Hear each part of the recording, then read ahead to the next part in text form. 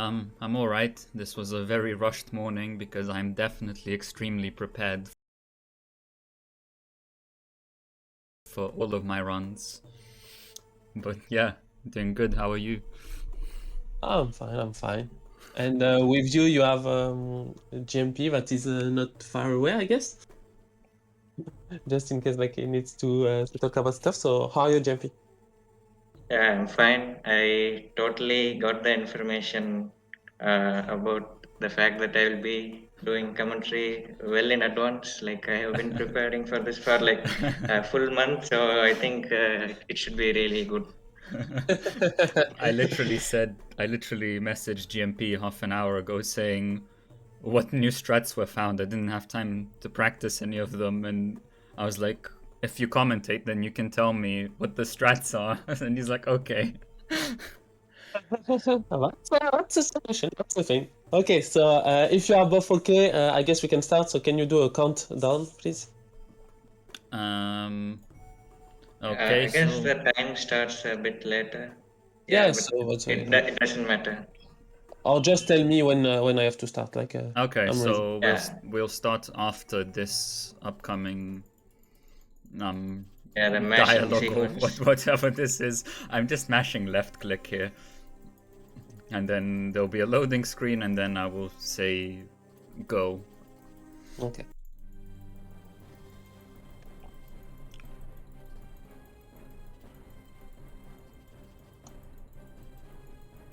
Okay, get ready, go. Okay, welcome everyone. Good morning. My name is Smathlax, as we've said already. This is my first run. This PoPRuns out of 3. With me is GMP, who doesn't or who's run this game before, but all of his runs are invalid, which is funny. Yeah. But So there he was a go on, mate. Yeah, so there was a phase in my life where I didn't have my laptop, so for some reason I decided to run this game. I mean, you've run like every game, so I mean, I haven't run Pop 3D, which is, the one of the most important pop games. right, the pinnacle of the pop community. That's fine. We'll see Pop 3D twice this marathon, so it's not a huge deal. But yeah, GMP has contributed a lot to this game, probably even more than me. Even though he doesn't have any runs on the board, with the exception of ILs. So anyway, let's talk about the actual game a bit. This is gonna be a bit of a chill game, a chill run. Not gonna be anything super fancy, just, a nice way to start the day. Maybe have a cup of tea. We'll have a few cool things, a few glitches that we'll show off, but for the most part, it's kind of fast casual gameplay.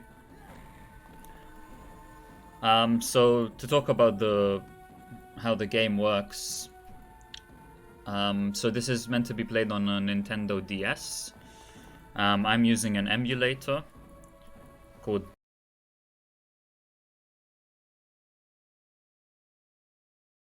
Desmium, and basically the way the game works is you would use your stylus, in my case I'm using my mouse, to basically press or hold a certain input away from the prints, and then he moves in that direction.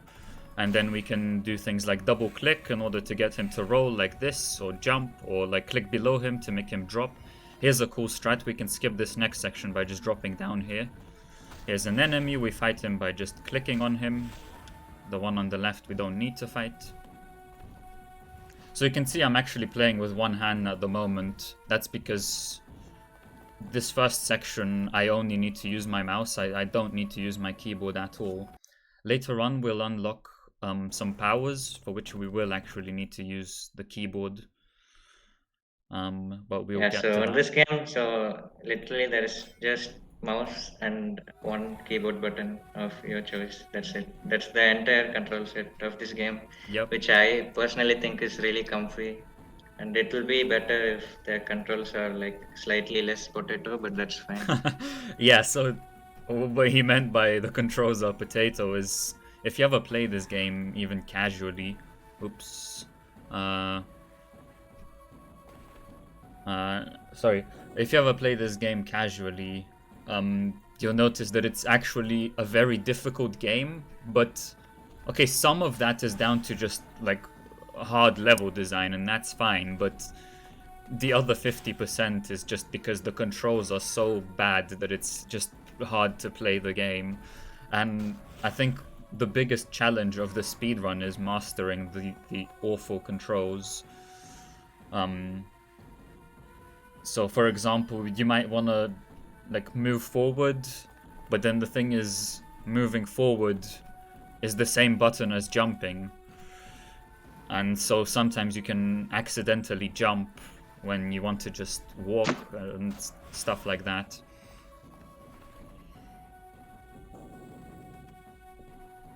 So regarding the lore of this game, I guess, like we were speedrunning this game for like quite a few years without knowing the story. Like we just smashed through the cutscenes. It's like whatever. But I think recently we tried to like kind of at least somewhat understand the lore of this game. So this actually takes place after the epilogue DLC, uh, which itself takes place after the base game. So basically, there is no Elika in this game.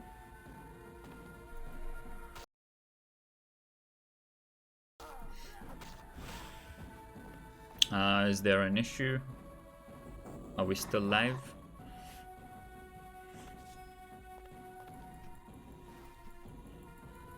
Just looks like chat's saying rip. I'm gonna wait, or no, actually, whatever. I'll just keep going. This is TFK. They're not gonna miss anything important. Like if you want to start the timer, like roughly put it on 15 minutes after World 1, so that's fine. Oh, was the timer not running? Was that it? Yeah. Yeah, so set okay. I guess now it's back. So that's cool. Yeah, so I was saying this game takes place after the epilogue DLC. So the story is that Ariman is released. So the entire world is corrupted again. Whatever we did in the base game is invalid. And Elika has left us. So we are alone now. And Yeah. we are trying to search for some solution. So this is the same prince as in Prince of Persia 2008. This is a sequel to that game. So although we did kind of try to understand the casual gameplay, because I played... Oh, by the way, cool strat coming up. If I can pull it off. There.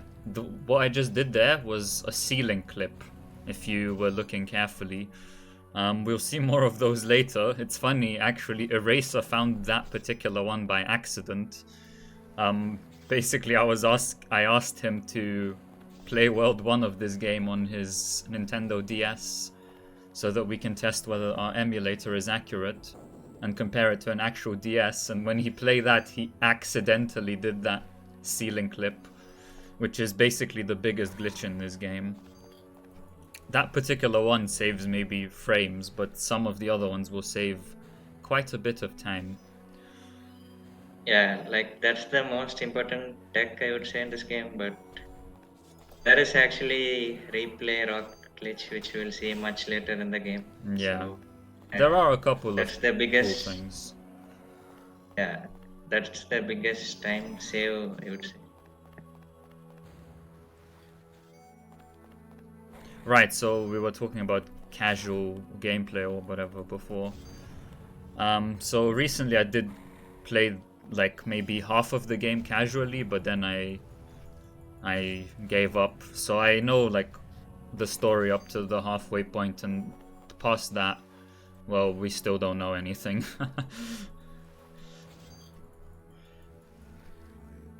Because, I mean, I know, I'm sorry, this is a very prestigious Prince of Persia game, but I mean, unfortunately I've from just what not. I understand, the lore is basically like we just keep searching for some solution to control the corruption that we released, and we find that there is somebody called the Fallen King, and he's basically Roll the final credits. boss. Ah, crap. Yeah. And this game also ends in a cliffhanger, just like the base game and the DLC. So there Alright, so is, it still doesn't finish. yeah, like they plan to have some trilogy of 2008 series or something, but they saw that the 2008 game didn't do that well, and they just dropped it, which is kind of a shame because I think this game had, even though it's not like a very good game, but it had some very cool concepts, I think. Oh yeah, I totally And agree. I think it's got some... Like, the and I gameplay think aspects are the very interesting. It's just that sometimes the controls are so bad you don't really get to appreciate the actual gameplay. and also length is a huge problem for it. I think it should have given new powers more often, so the gameplay doesn't start to feel repetitive. That's one of the issues. Yeah, I mean, as you can see by the estimate, it's quite a long game. Yeah. And a lot of it is just running. At the end of this game, I think the developers put a note or something saying, "Hey, did you like this game? And can we take some concepts from this game and put it in a potential sequel to the main game or something like that?" And yeah, so this game was basically like a playable prototype for a potential sequel. So you might have noticed that the game looks a bit laggy. That's not the stream or anything like that. Actually, another ceiling clip. I really choose awful times to explain things. If I can get this one.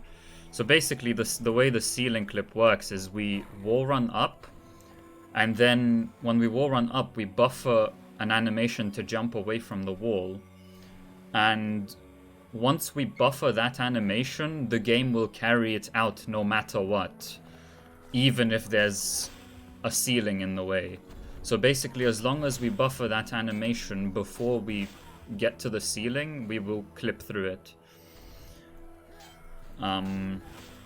But usually, some of them are extremely tight because you need to buffer the jump animation very quickly after you wall run. So some of them are actually very difficult to pull off. And some of them are like literally just jump to the wall and jump back and somehow he clips. Right. Some of them are conversely extremely easy. Luckily, the ones that save the most amount of time and skip the most annoying sections, one can say, are kind of alright, I guess. Yeah. I'd say, like, generally the really hard ones don't save that much time. Yeah, Vin could beat the whole trilogy before this run is done. To be fair, you can beat the whole trilogy before a 2K8 run is done as well. And that's actually a good run. Okay, so here's a difficult ceiling clip. Hey, I got it first try. Well, it's not that difficult, actually. But because it only saves a few seconds in an RTA run, I probably wouldn't go for it. Anyway, this is the final It's, boss. Hopefully I can remember the good strats for how to kill him. yeah, it's funny that the whole objective of that level was to collect that red gem and we just skipped it. And the game continues anyway. So... Oh wait, I'm supposed to hit it from the other side, aren't I? Basically, there are 4 cycles in this fight, and you can see the boss's health on the bottom right. Each cycle is one skull long, basically, but we can skip a cycle like this by doing a power attack. So we basically do half a skull of damage, which is still the same cycle, and then we do a power attack to straight away go into the next cycle by doing one full skull of damage. So in total at that point we've done 1.5 skulls of damage, and then the game just lets us continue. So basically, instead of 4 cycles, we do that fight in 2 cycles, which is quite a cool strat. I think GMP found this one. I mean, I think GMP found like 90% of strats in this game. Yeah, so instead of 4 cycles, you can finish the fight in 2, which is convenient. Because the game tracks the completion of cycles only in integer points, I guess. And we skip from half to 1.5, so it happens.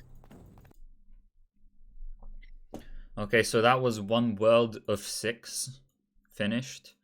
I think world 1 is the second shortest, so the following ones will be longer. By the way, a word on these traps. Most of these traps, like if you saw the spikes just there, we can actually just damage boost through them by rolling. So we do still take damage, but they don't stagger us if we just roll through them. So that's useful for the speed run.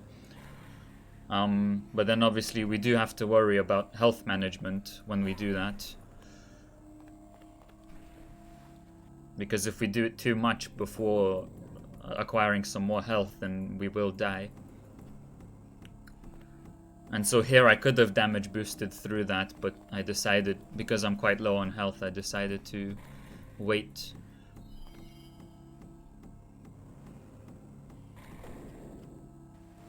Yeah, health management is definitely a big part of this game. Yeah, perhaps it would be less a part of the run if we did an all collectibles run, which we do want to do at some point. Oh, by the way, ceiling clip here, right? If I can pull it off. Come on. There we go. That actually gets us way up there where we don't even need to go, but that's okay. We can just drop back down. So some more traps, we just damage boost through them. One cool thing is that if there are 2 traps next to each other, we don't actually, if we roll through them quickly enough, we don't actually lose 2 hit points of damage. We just lose 1 because there's a cooldown timer for after you take damage. There's some amount of time for which you can't take damage again.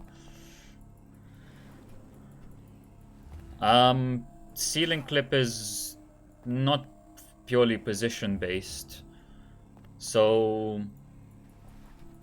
I don't really fully understand how it works. I think each one is kind of different, but basically you have to, okay, there's another one here.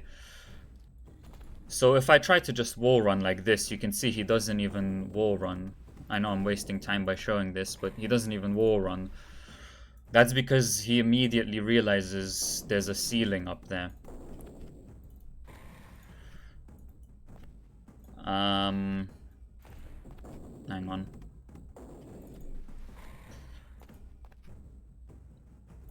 However, if I make him jump very, very quickly after pressing the wall run input, I can... There, like that.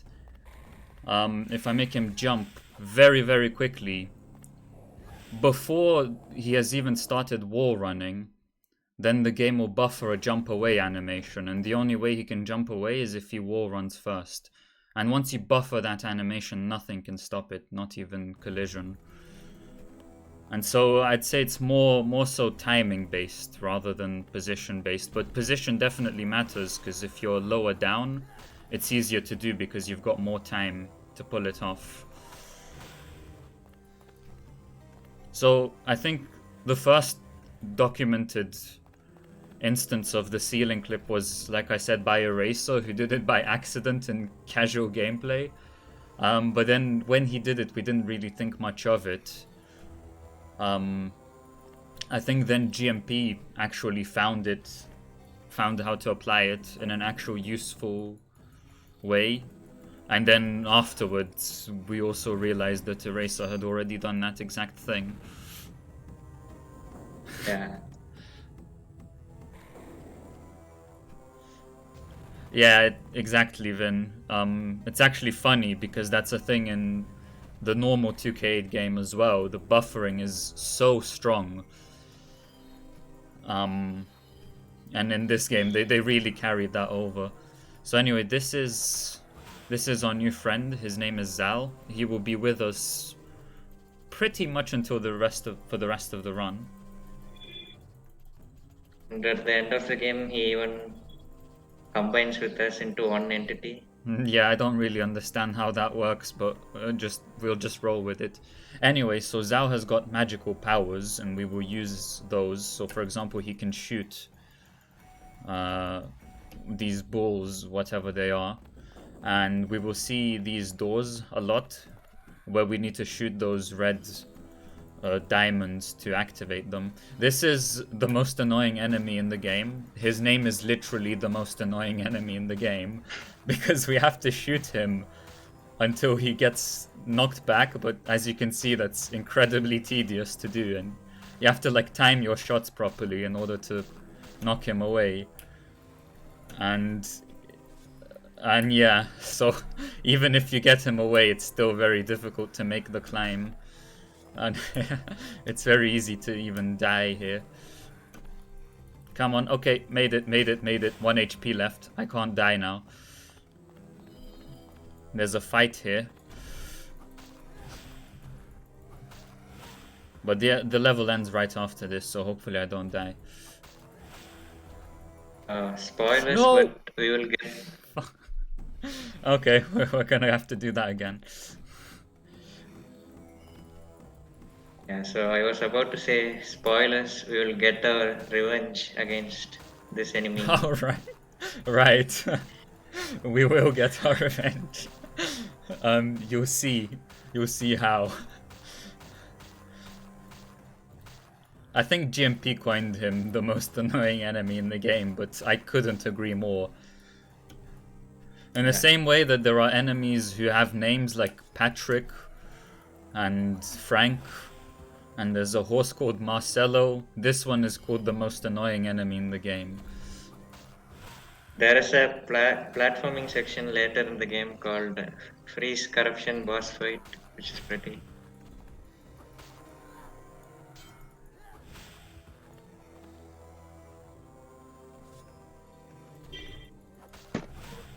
Okay.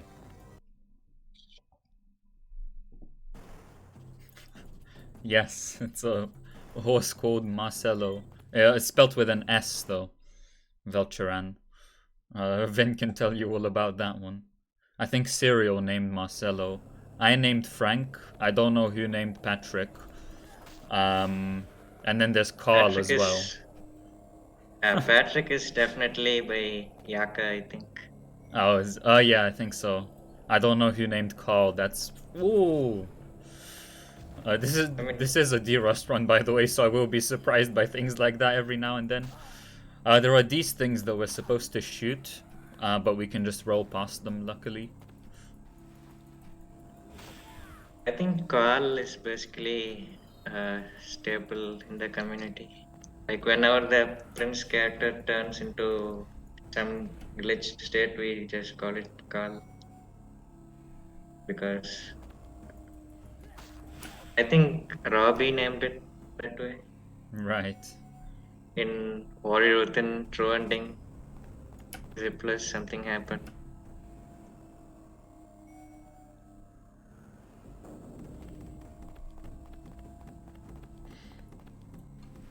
So it's just another instance of us using Zhao's powers in order to unlock this door. And so, by the way, you can see on one screen, I actually don't know what it looks like on the stream. Oh, crap. But there's one screen, which is the one where my mouse is. and that's the one we're playing in. Then there's the other screen which shows the mini map of the level we're in. It's And you in the can top left corner in the mainstream, okay. above the webcam. Yeah, that's not Elika. Elika is referenced in this game. I don't think she actually appears in the game though, unfortunately.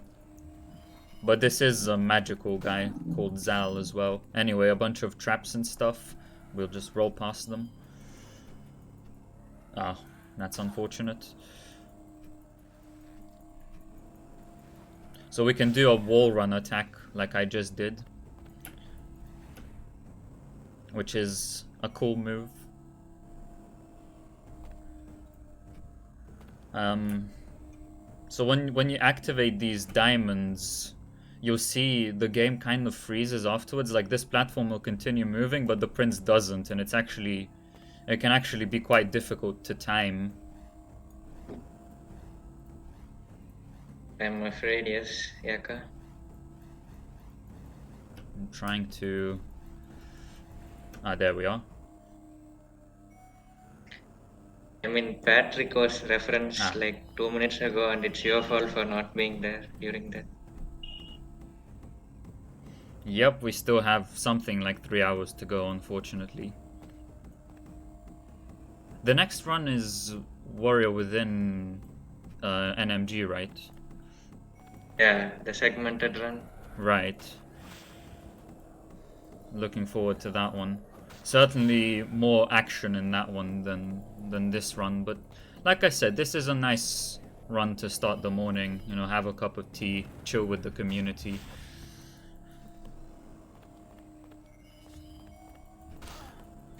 So these tentacle thingies, we're supposed to get past them by shooting them with Zhao's powers, and then when we shoot them, they sink into the floor and then we can walk past them. However, like I said, we can just roll past most of them. We do take damage, but it is faster to do that. And here's an instance where we do have to shoot them because we have to shoot the thing behind it as well. And then the other trap that we've seen are those red spikes. We'll see them again in about 20 seconds. Those ones you're supposed to walk over slowly, so kind of like in the Sands of Time, you're supposed to walk over spikes slowly to not activate them. However, again, we can just roll through them and we don't get staggered. Actually, I don't think we'll see more of those right now, but when we see them again, I'll point it out again.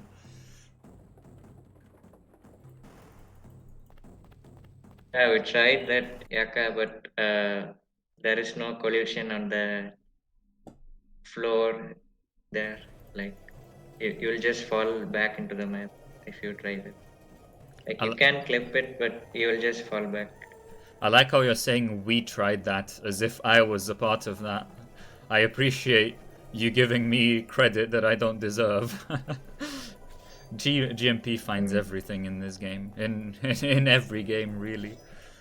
It was so funny watching the Pop 2 tasks yesterday, where like Ayan was speaking and then he just says, "So this trick was done by GMP. I have no idea how it works." The guy who did the tasks. And he's kind of the same with this game as well. He just finds everything. And then I do the speed runs. Yeah. Like, we actually, even I don't completely understand how wall clipping works in that game, but yeah, it works and whatever, we just take it.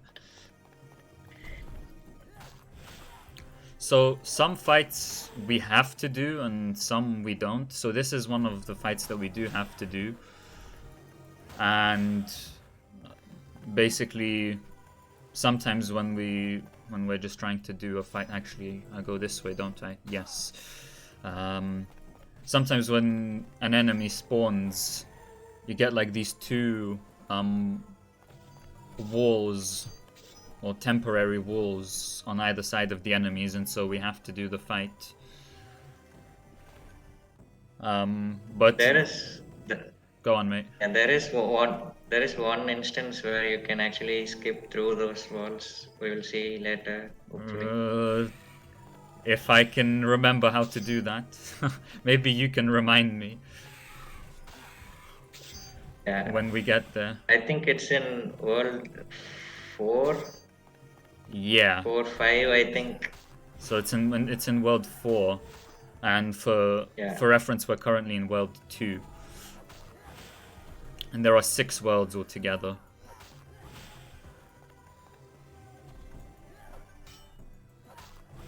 And if you think we are 1/6 through the run, you will be extremely wrong. Oh, you can probably tell by the estimate. Yeah, it's because World 1 is just very short. World 6 is even shorter, I think. But then 2, 3, 4, and 5 are very long.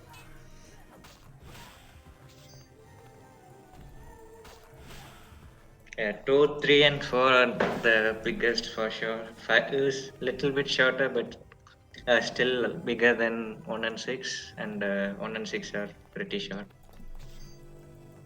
Oh, does anyone want to become famous? This is great. We can get more viewers for this amazing PoPRuns run. I like how it happened during this game, which is pretty Yeah, poetic if you ask me. The pinnacle of the pop games. Yeah. So coming up is another strat where we can do a ceiling clip. Usually it would be quite tedious fighting those enemies. Those enemies are like the dogs in Warrior Within, where they explode and you can shoot them to force them to explode. And it's very tedious fighting them, and we would have to manage our health, but instead we can just do a ceiling clip if I can pull it off. Or not. See, that guy just exploded.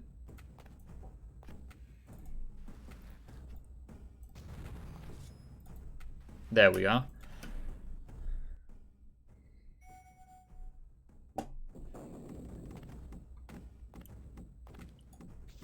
Also, I like how this run has like a third of the viewers that all of the runs yesterday had, but that was like pretty much expected.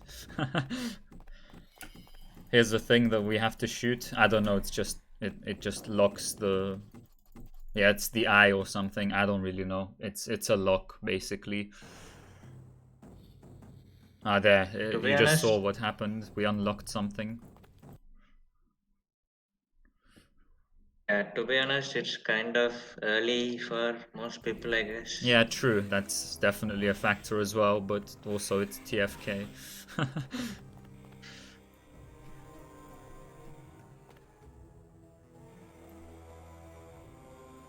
Yeah, the run is still cool to watch, but it's not one you would watch if you're expecting a lot of action, you know.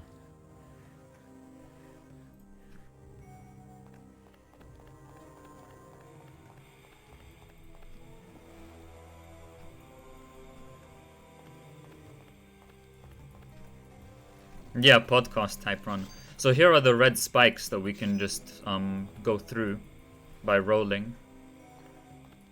And again. And those are the ones where you would have to walk slowly over them, but of course this is a speed run, so we don't want to walk slowly. I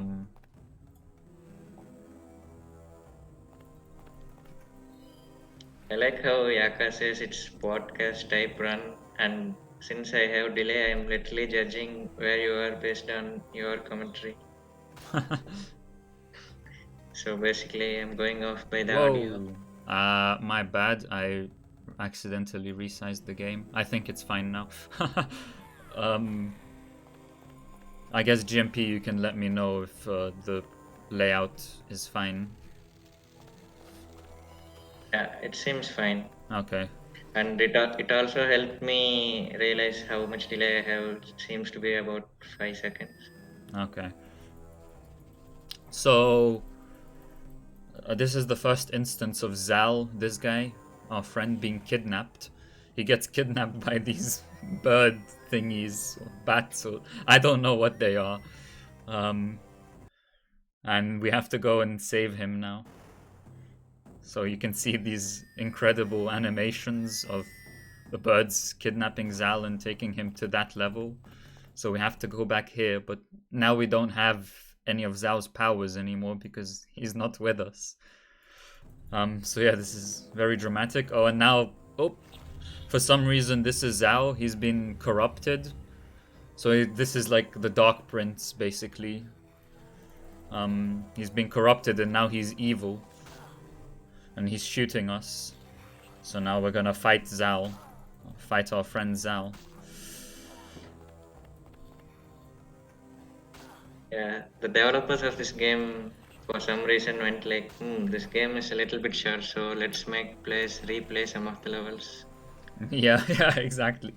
Anyway, so now we've by fighting him, we've uncorrupted him again. So now he's himself again.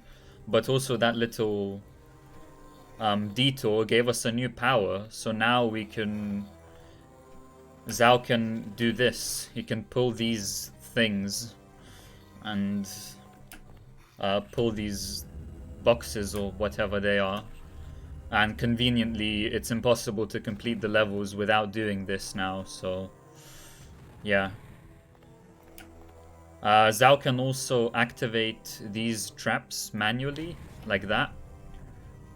So usually running over them activates them, but Zal can also force them to activate. Also, I'll take that health. And then this is a very fun part of the run. We just literally run into this door and wait for it to open. So we've been in this level before. This is where we first met Zal.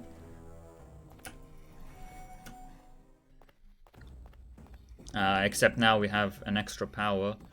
And when GMP said we'll get our revenge on the most annoying enemy in the game, here he is again. This time we can just do this.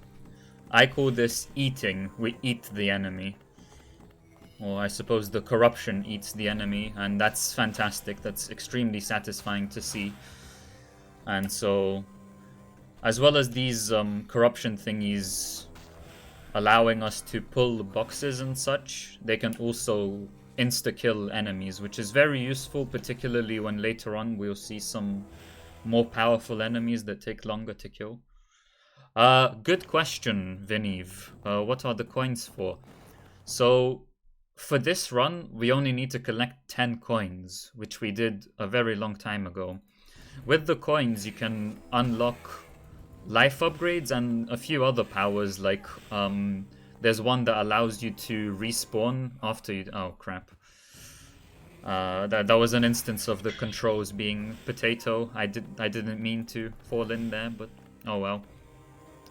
So... Yeah, so there are basically these pay doors kind of things that need coins so that you can unlock some powers. Some of the powers are like health upgrades, and there is a useless power called Prince Fear or something, which allows you to respawn only if you die in a boss fight.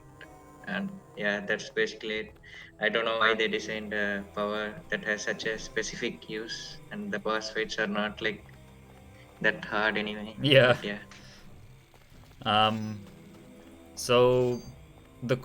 So the life upgrades, they're hidden, but also even if you find them, or some of them are hidden anyway, but even if you find them, they come after a pay door, and you have to use these coins to pay to get past that door. So for any percent, we only need 10 coins, because getting past the first pay door and getting the first life upgrade is mandatory, because you literally just can't proceed unless you get it, but the rest of them we don't get in the any percent run. There is a theoretical all collectibles run, theoretical because no one has done it yet, where we would collect all the life upgrades, and for that we would actually need to root in collecting the coins, kind of like how we collect light seeds in the 2K8 run. So that would be quite interesting. It's funny how this game is similar to 2K8 in quite a few ways. Yeah, it's not like 100 equals extra life. It's a bit more complicated I think than that, you can see. every life upgrade costs more than the previous one, I think, if I remember that correctly. So here we are using Zhao's powers again. And just roll past these spikes. By the way, these flags here, they're checkpoints. So that's quite handy. And here we just have to wait for a cycle. It's funny, this game... this game is a psychopath, honestly. Like, it makes this cycle and you think that the game is broken because, like, you can't make that cycle. But no, you just have to wait, like, for 3 or 4 cycles until these actually line up for you to be able to jump and make it. When I first played this, I thought that the game was broken and I was killing myself. And turns out when you kill yourself, the cycles keep going. So I literally thought that the game was broken and the only way to unbreak it was to kill yourself over and over again until it works. But turns out that's not actually how it works. I can't remember if I can jump that one. Oh, no, no, no. Oh my god. What the hell did I just do? GMP, you saw that? Well, I guess he's got delay. Oh. Nice wall running on Nothing. invisible walls. Yeah, I've never seen that before. So as you can see, honestly, this game has some very cool platforming, like we're doing here. Like I said, I think this game has a lot of potential. It's just a bit of a shame that the controls are not very nice. Once you get used to them, they're okay, but like as a speedrunner, even as a speedrunner, it's quite hard. And for a casual player, it's just very hard. I think the main problem is that they made the game too long for multiple reasons. First of all, it gets boring even if the controls are good. And second, I think that limits the system that it's running on, which is NDS, and which has a very limited memory. And I don't think like this game kind of pushes the system to its limits, which is why even if you play on original hardware, it will lag quite a bit, which Right. is part of the reason why it's quite a frustrating experience. So that's what I was saying earlier as well, like half an hour ago, and then I just forgot to explain it. If you see lag, like right now, the game is moving quite slowly, so it's lagging. That's not the stream or my PC or anything like that. This is just the game lagging. It's supposed to lag because the Nintendo DS just can't run the game without lag. And this particular emulator emulates that lag. There are other emulators which remove the lag, but we don't allow those because that's not an accurate emulator. And you can actually complete the game oh my. I need to stop doing this. Hopefully that's fine.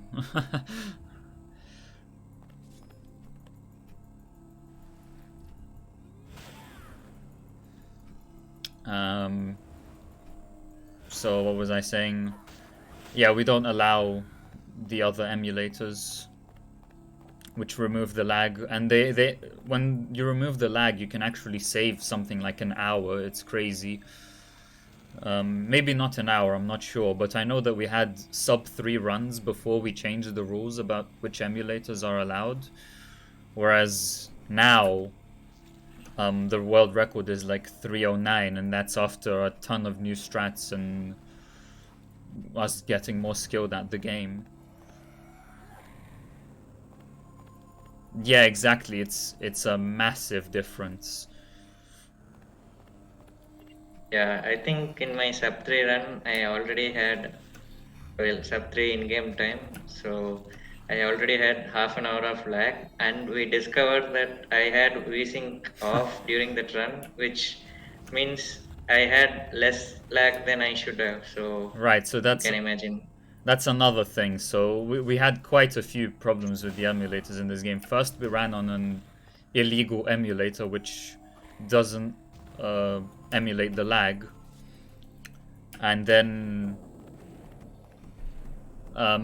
once we switched to this emulator, we didn't realize that you have to turn VSync on in order for it to work.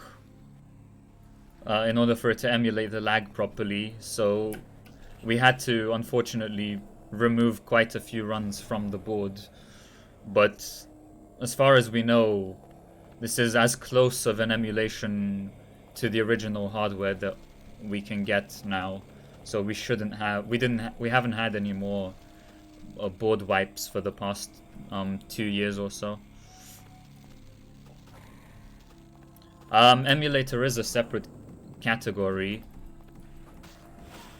One reason for that is just because some people might consider emulators invalid, so I guess that's one reason. Another big reason why we decided to make emulator a separate category is because when GMP and I used to run this together, we realized that my game runs a lot faster than his, and that's just because I have a better PC. So basically there are two forms of lag. There's game lag, and then there's emulator lag. So the game lag is what the lag that we're supposed to have in the Nintendo DS that the emulator emulates. But on top of that, the emulator itself also lags. And because I have a pretty good PC, it doesn't lag very much for me, but it lags quite a lot for GMP. And for that reason, we decided to to develop a program which basically is an in-game timer. It counts the frames of the emulator, so it removes the emulator lag altogether. However, since we've basically switched to a completely different system where the emulator runs use in-game time, it just doesn't make any more sense to keep it on the same category because console runs are measured in real time.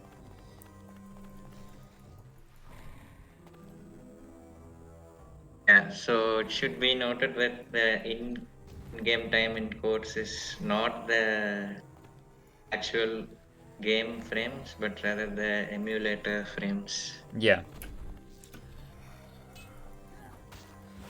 So the in-game time doesn't remove this lag that we're experiencing now with the enemies here, where the game is kind of going slowly. It would just remove any lag that you would get on top of that if you have a bad PC.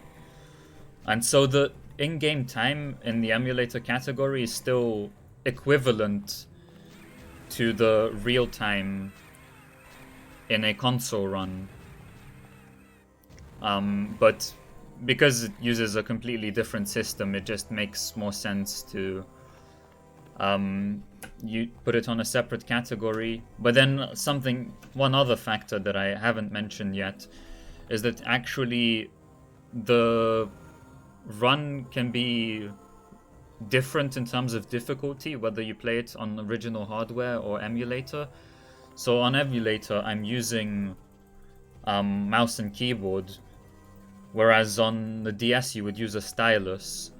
And I think I'd say mouse and keyboard is probably easier. Maybe there are some things that are harder as well. But one way in which mouse and keyboard can be easier, if you set it up properly, which I don't have at the moment, but if you set it up properly, you can, for example, click off the game. So if I want to move right, I can just drag my mouse like this off the screen, and it still works. Whereas obviously you can't drag your stylus off the screen on the Nintendo DS. And so it's small advantages like that make the run different on an emulator than it would be on console. So because of that as well, I think it makes sense to have emulator and console as a separate category. Yeah, so one more thing is that at the end of each world, there is a strat where you can restart the game and it will skip a dialogue section basically. And that strat will most likely be faster when done in an emulator because it's quite fast to restart the ROM in an emulator compared to the actual console. Right, so that's one more reason that I forgot about. And actually, thanks for reminding me of that because I forgot that that's a strat. Yeah.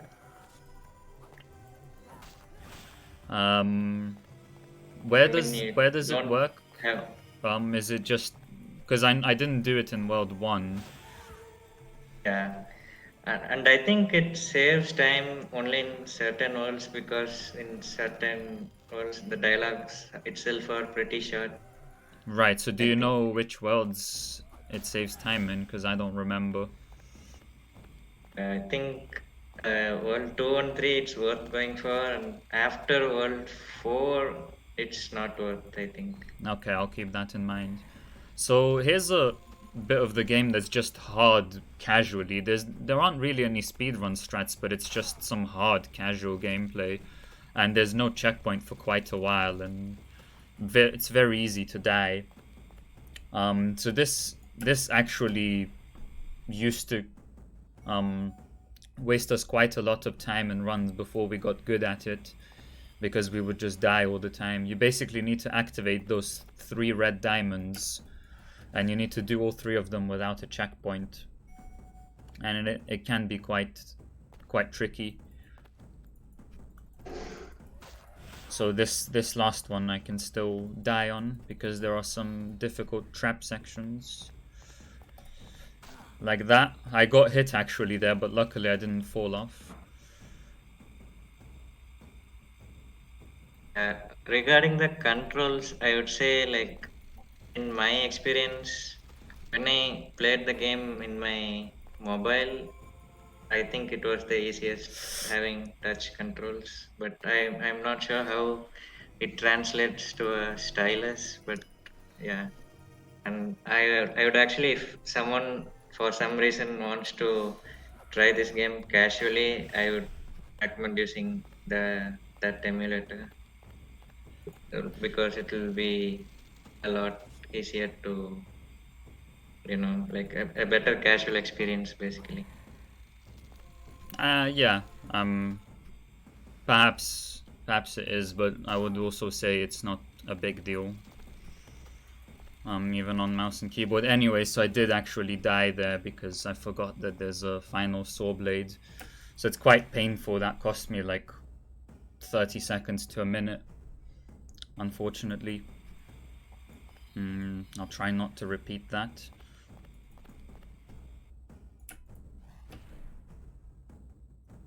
It's pretty hard to judge the saw blade cycles in this section, and if you are kind of greedy, then you will lose time. Yeah, exactly.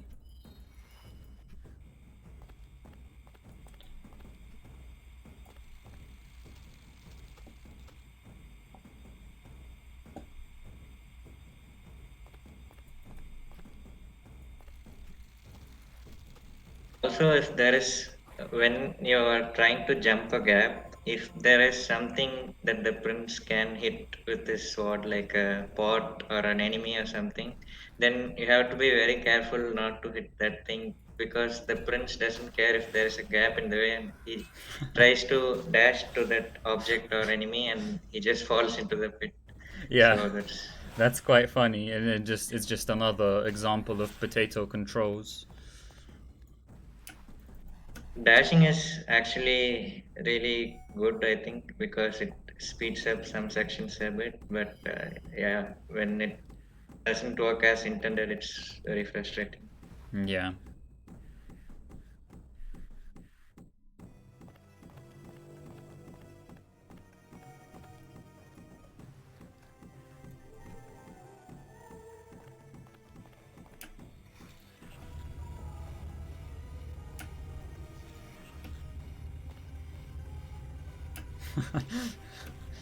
I do like potatoes, that's true. But I also, at the end of the day, once I got used to this game, I grew a liking for it. So I like both things now. I literally had potato curry today. I mean, In preparation for your commentary for TFK, of course, because you were definitely yeah. preparing for that. Yes, for the past 1 month, I have been ensuring that I have potato curry at least once a week, so it will be good Right. for this game. Ah, I forgot about these. Luckily, there's a checkpoint right before them. It just shows how brutal this game can be in some situations.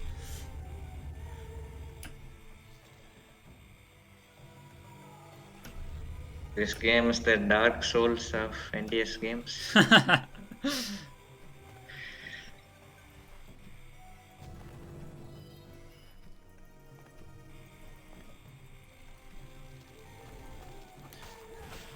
And so those platforms where you just kind of jump on them and then immediately jump off again, they're actually quite tricky because of what GMP said earlier.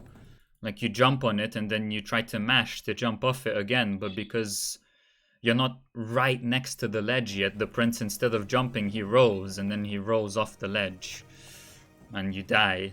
So you have to be very careful about that. Anyway, this level is cool. It's got some cool strats. Oh, what the hell just happened? Don't mind me, I'm just clicking on random things off the screen every now and then.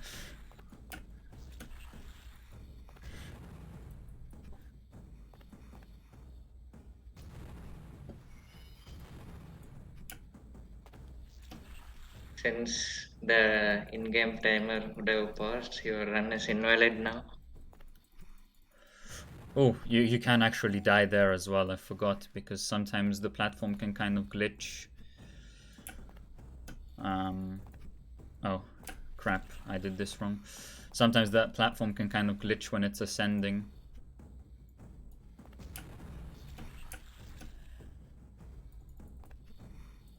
So we can do a small skip here. We don't need to finish this climbing section. We can shoot the next diamond from here, I believe. Ah, there we are. I couldn't remember exactly where it is.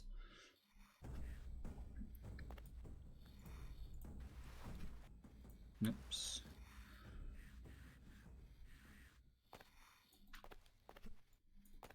Yeah, so those ball things that Zal has travel a very long distance before disappearing, so we can make use of that quite a Oh lot wait, in the run. I'm such an idiot. I'm not supposed to do that. I remembered that strat completely wrong. So basically what you can do here, generally, if you activate one of those red diamonds and then kill yourself, you go back to the last checkpoint, but you don't... But the red diamond doesn't stay activated because you died. But for some reason, for this particular one, as far as we know, this is the only one in the game that does that. You can just die and it will stay activated even after you get back to the checkpoint. Yeah, so you can track the progress of those red gems in the top left, like we mentioned earlier. So you can see that even though we died after activating the second one, it's still active. And And then, for some reason, this is the only one where that happens. yeah. So you have to be very careful there as well, because immediately after you activate a diamond, for some reason, for the first second or so, hang on, is there a thing here? Or am I misremembering? Oh, it's later on, isn't it? Yeah, it's later on, my bad. There we are. So I was saying, for the first second or so after you activate one of those red diamonds, you just can't jump. The game just won't let you jump. And so you'll try to jump, and the prince will just literally walk off the ledge. And it can be incredibly frustrating if you don't know that it happens or if you've just forgotten.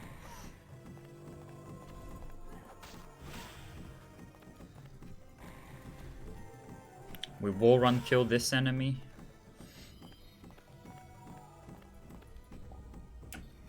Do I have to do this section? I think I do. Yes, I do.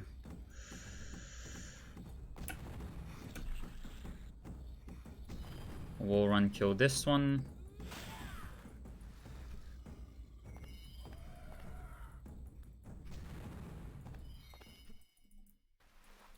And the wall run kill can also be quite tricky because if you don't click on the enemy exactly, the prince will just do a normal jump and then the enemy will hit you and you'll fall off.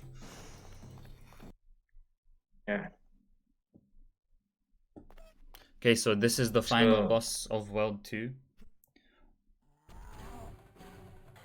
So yeah, so this is the point where we can kind of feel that we didn't get any new mechanics, but the game is just kind of dragging on. But luckily that is going to change soon because we are entering a new world. Good morning, Caddy. Thank you for your good luck.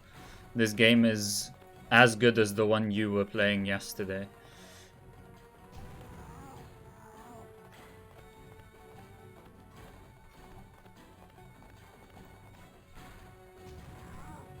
So we just basically have to wait for this boss to do this. Would you jump? And his sword gets stuck. This is basically T2T. This is the twin whose axe always gets stuck. Yeah.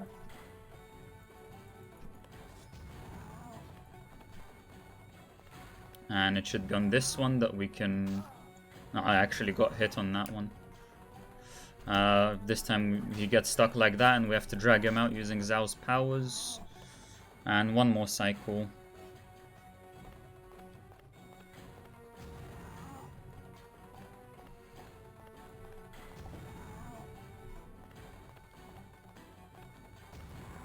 Also the game tracks even half integer values in this fight, so we cannot do the cycle skip that we did on the first boss. Right, yeah.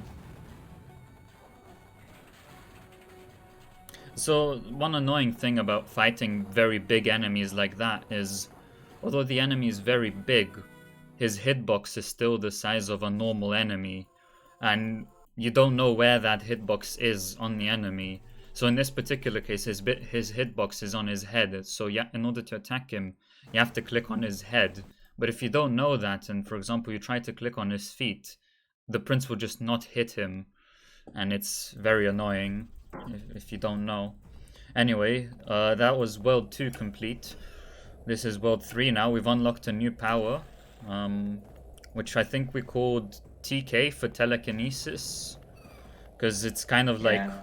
I mean, telekinesis would imply that we grab an object towards us, but in this case we pull ourselves towards the object. In this case towards the blue-black blob thingies. And it's not really telekinesis, because like telekinesis would kind of imply some kind of magical force that pulls you, whereas here it's more of a physical corruption thingy that pulls you. But anyway, it's the best name we could come up with. Yeah. Also, I think you forgot to do the restart strat. Yeah, so I actually decided not to go for that because I haven't done it in a while and it doesn't save a lot of time, and Yeah. I'm just And not also, confident it about... might mess up with the layout as well, so that's... Yeah, exactly, but better not to. It's only like a 10-second time save. But basically, all the strat is just after we kill the boss, we restart the emulator. And that basically skips all the dialogue that comes after the boss fight. It's better to show the story journey in the marathon anyway. Exactly, it's a story journey. So another cool way to kill enemies is like that. That enemy just died, and this one is as well. So if you TK, or use telekinesis to go past an enemy, turns out the corruption that's like kind of in the way that allows you to travel to the blob actually kills the enemy as well. So that's very handy. We don't have to fight them. It seems like the corruption helps us more than the enemies in this game for some reason. Right.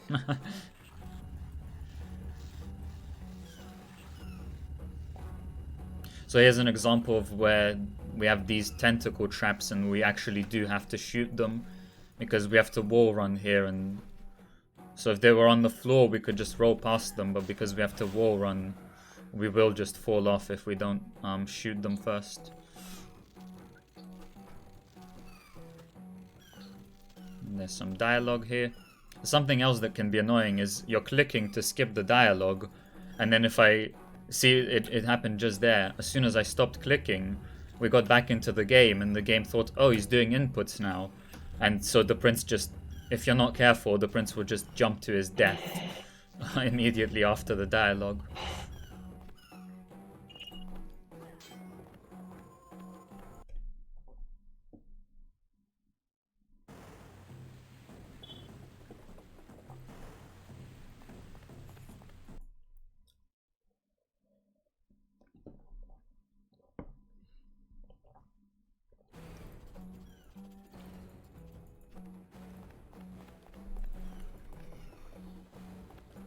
Yeah, so there are so many things in this game that you have to just learn to avoid by doing more attempts.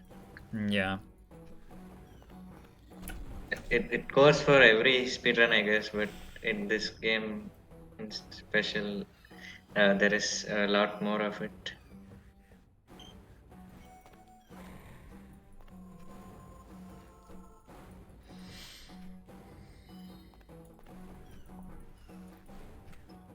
Here's one of those exploding enemies. I think I'm gonna name this enemy Warrior Within Dog. I think that's an appropriate name. Yeah, sounds good.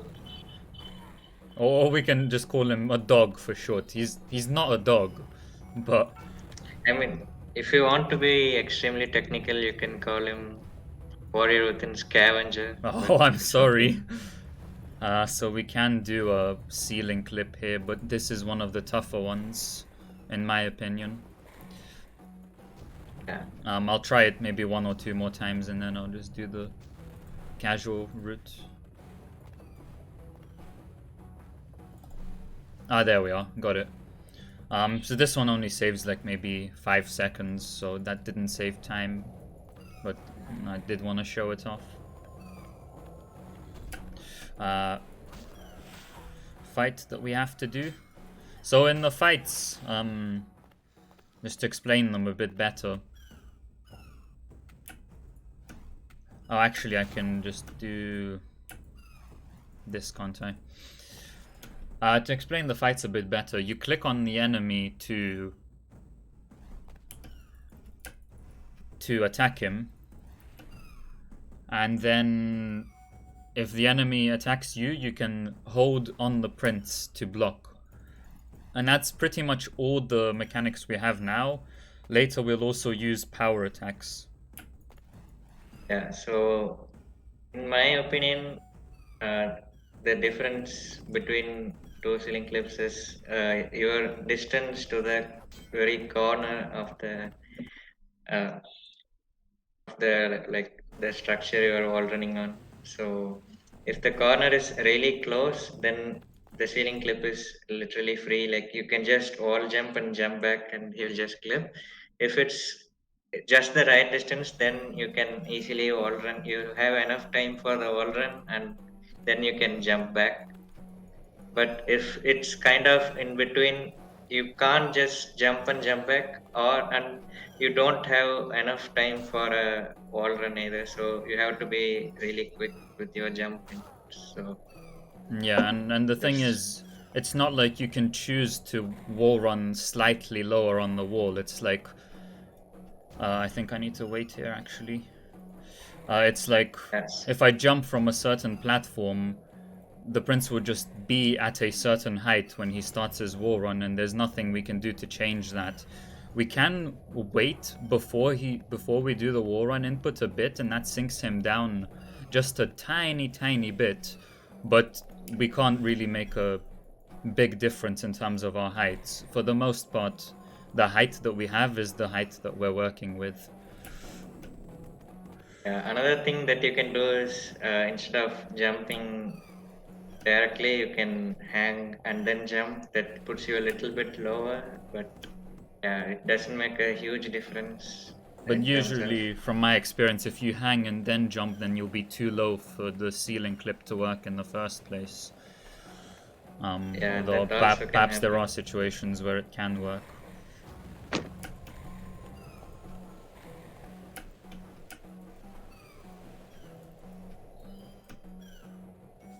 Okay, so here we pretty much have to do the ceiling clip. I mean, we don't actually have to, but the casual section here, you can see we're damage boosting through all these traps, and we don't have enough health to damage boost through all of them.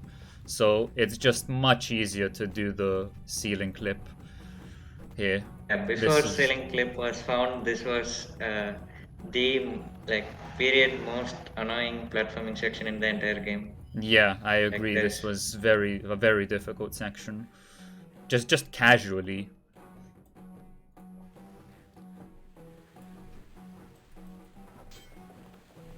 And that's mostly because of health management. We just, like I said, we just don't have enough health to get past that section.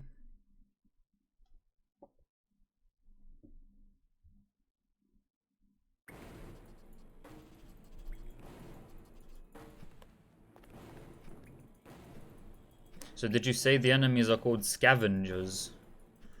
yeah. Okay, so that's good. I'll call the exploding enemies scavengers from here on. And I believe we will see more of those in this level.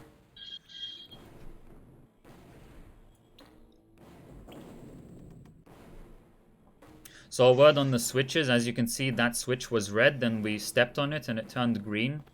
So there are two types of switches. One that will turn green and another that will turn yellow when you stand on it. The one that turns green opens whatever door it's opening permanently.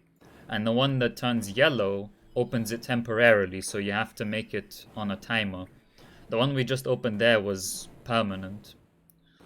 So it's just something that's relevant to understanding what we're doing. So you see this one was yellow, so that means this door is on a timer.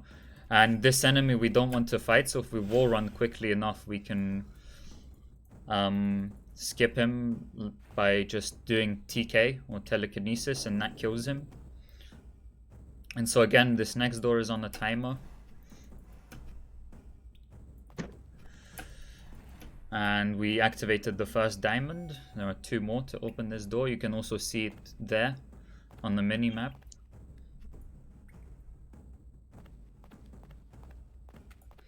So this is the scavenger enemy.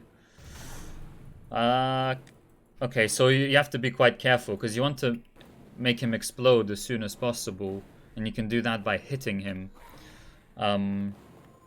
But obviously if you make him explode while he's standing on the collision that we want to break, or while we're standing on that collision, then we're just going to fall and die. So we want to be careful about positioning there.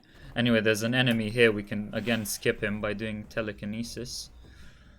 And that's actually a new type of enemy. These are the red enemies that we've not seen before. So far all the enemies that we've seen have been yellow.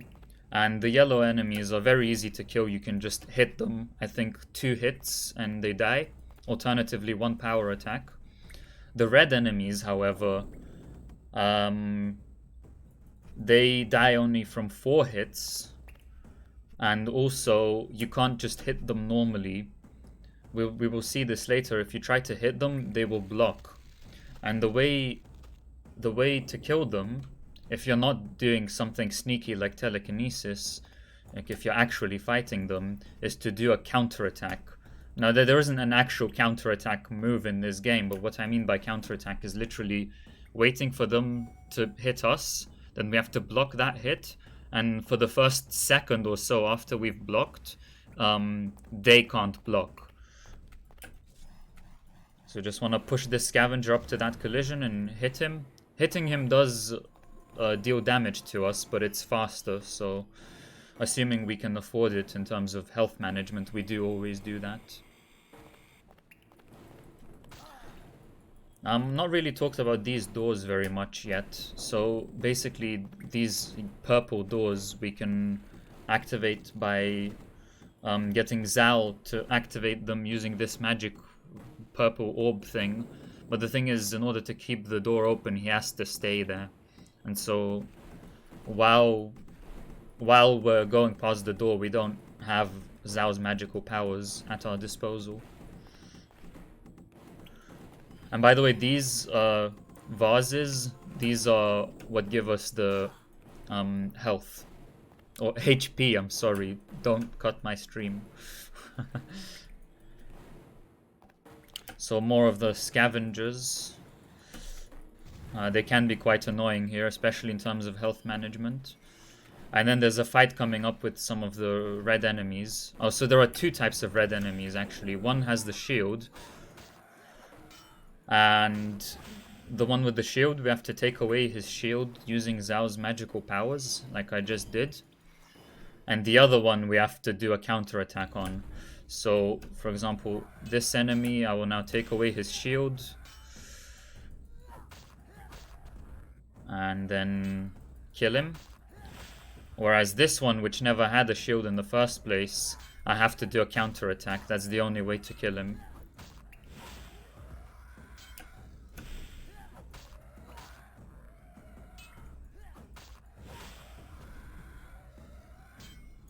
And it can be a bit annoying because sometimes you can block, but even though he's within reach of you, you're not within reach of him. So you'll block and then you try to hit him, but you can't quite reach him. So you have to walk forward a bit, and that can be quite tricky with these controls.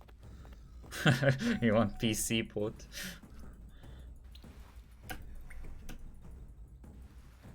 Yeah, so funny story about this section is that when Smath and Curly decided to do a blind race of this game, like which is basically the first speedrun of this game, I think Curly was annoyed by the game at this point, and he stopped playing it, I think. But Smath was committed to finishing the run, so he didn't know how to do it, and he literally watched a YouTube walkthrough for how to fight those enemies. But it's funny That's though, pretty. because something you might not know is that when I watched the YouTube VOD to see how to fight them, I actually couldn't figure it out. I just didn't understand what was being done. There should be a thing. Where is it? Alright, let me just do it casually, because oh, it's... Alright, I'm not sure why that didn't work. So I still couldn't figure it out even after I watched someone's walkthrough, because it's on a Nintendo DS. You can't see where the cursor is, so you can't actually see what they're doing. And what I didn't know is that you can block. But then one of my IRL friends was watching the stream, and he has a Nintendo DS. And so while he was watching the stream, he got the game on his DS so that he could mess around with it as well, and he discovered that you can block.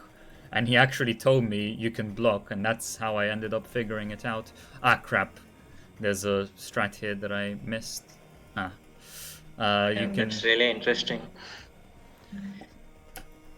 So that's a small time save that we can do. I think I might have to wait for this cycle. Okay, I probably could have made it, but...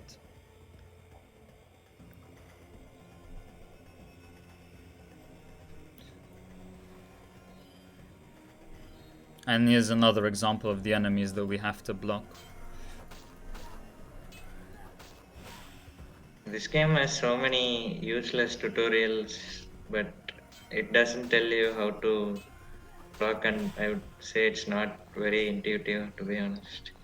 Yeah, I'd say some casual things are very difficult to figure out in this game, and not in a good way. Like, you can't figure out the controls, which shouldn't really be the case.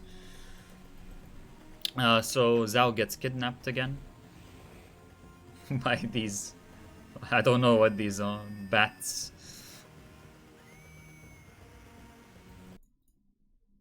Since we are naming enemies in this game based on warrior within, let's just call these griffins.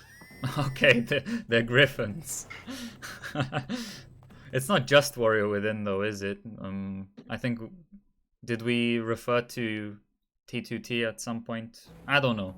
We can just refer to the Sense trilogy as a whole. Yeah. So now we're gonna And unlock Griffin a is new power. As you can see, Evil Zal is already using it. So again, Zal has been corrupted, and he's evil. And he was shooting those fire orbs. So see, he's moving it there. Quite soon we will get that power once we heal Zhao from his corruption. But first we have to fight him. I don't really know how it works. For some reason fighting him makes him normal again. But for now we have to dodge these. so there's a question in chat asking, is the game expensive for original hardware?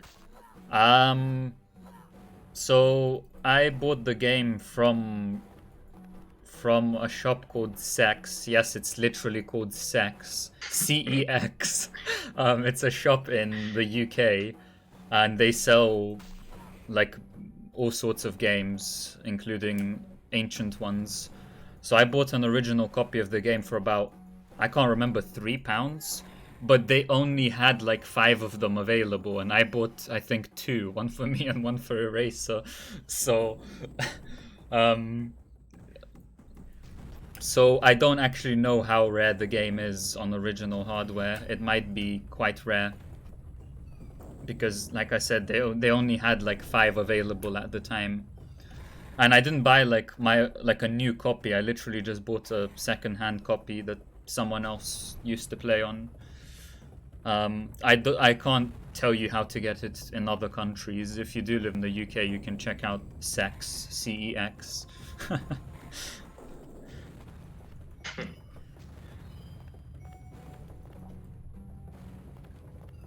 Right, so here we are again, where we can do this ceiling clip. I'll try it again, maybe once or twice, and then I'll do the casual way. Alright, once more. Alright, let's just do it casually. I mean, there might be shops that are similar to that in Canada as well, so I don't think Sex is the only place that sells it. So these enemies we can now kill by using the new power we've unlocked, which is moving these flame orb thingies. Have you tried zipping? I've tried it. I've never done a run of it.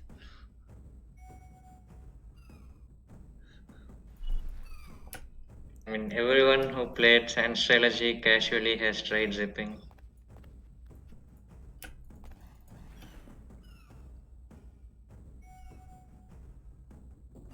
Yeah, you do need to unzip.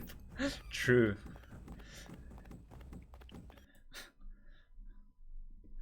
Veltran is the real 10,000 IQ person here.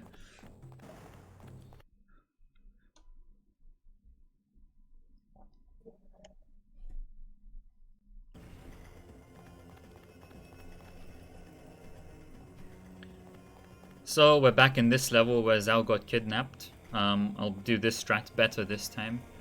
So we can just drop here and then do... Never mind, I completely misremembered that.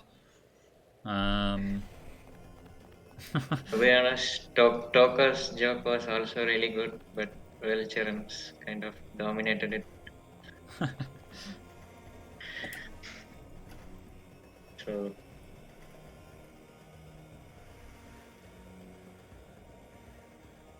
I think there's a faster way to do this, but I just can't remember it anymore. That's fine. Okay, we made it.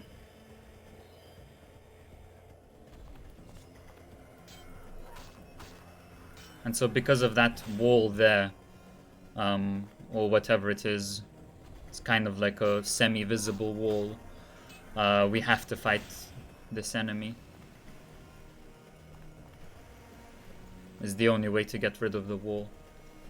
Or perhaps we can call it a barrier, perhaps that's a more appropriate name. And so I think this is where Zal got kidnapped initially. Now we had those TK thingies to allow us to get through. And here we can save some time if I can remember how to do it by falling. You literally just have to memorize these time saves. You can't possibly foresee them. So I have a question for you. Okay. So if you call those things that block you during fights as barriers, then does that make the Trekkin 4-5 barrier skip? That's funny. I could see exactly where you were going before you even finished talking. Yeah, I suppose. I mean, that I love naming skips similar to other games where they're incredibly hard. Like, yes, that's barrier skip. And in 2K8, we have elevator skip, which is definitely equally hard to SOT elevator skip. And by that I mean you literally just jump. So these are annoying to do. You drag these to activate the buttons, and if you bump them into a wall, they explode. So that can be very annoying. These do 2 damage rather than 1, so generally we want to avoid them because, well, we only have 5 HP. Well, technically it's 10 because it goes up in halves. And so in that sense that does 4 HP of damage.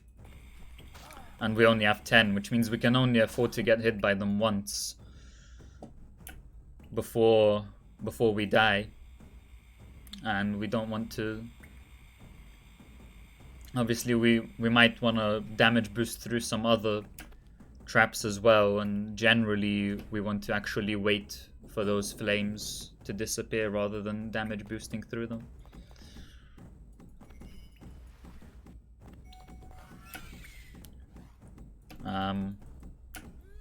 Okay, and I just got hit anyway. That's alright, and as you can see I lost quite a lot of health from that. But that's fine, we pick up some more health from this vase, and I'll immediately damage boost through because I did have quite a lot of health. But you'd basically only damage boost through that if you're at full health. Can I do that? Ah, crap. Yeah, so these sections where you have to kind of carry those, I don't know, like those bomb things. We really need to name things properly in this game, because we're just referring to everything as like that ball red thing. Yeah, like those sections are really annoying because like even if you're slightly off, it will explode and you have to pick a new thing, and Oh crap. it wastes a lot of time. Okay, so I misremembered there. You can actually go straight to the right and then make it before these rise up, but that's fine. Small time loss.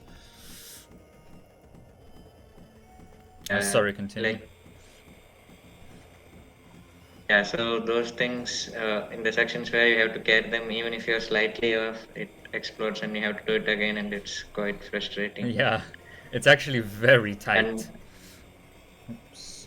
And the controls in this game, I would say, are not equipped to handle such a level design.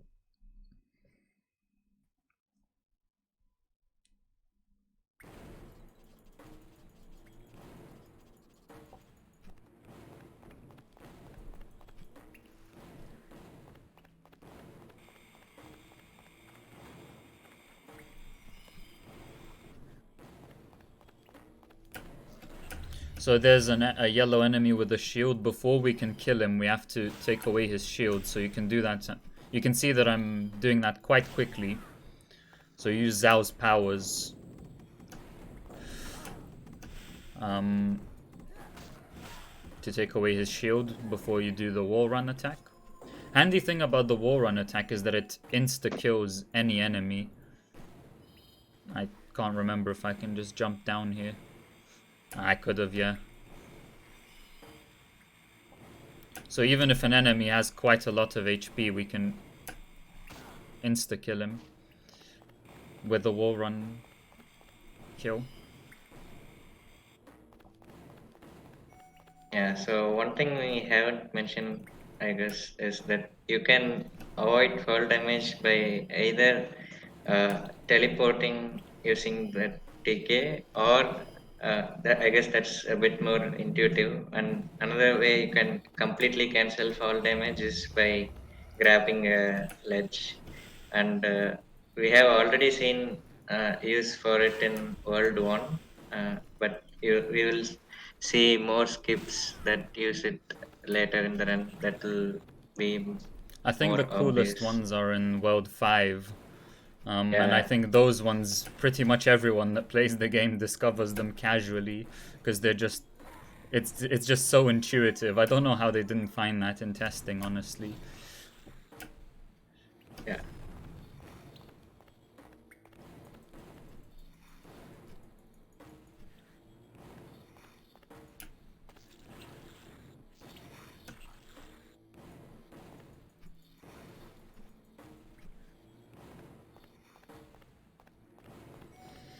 And I think here we can just fall to avoid all of this.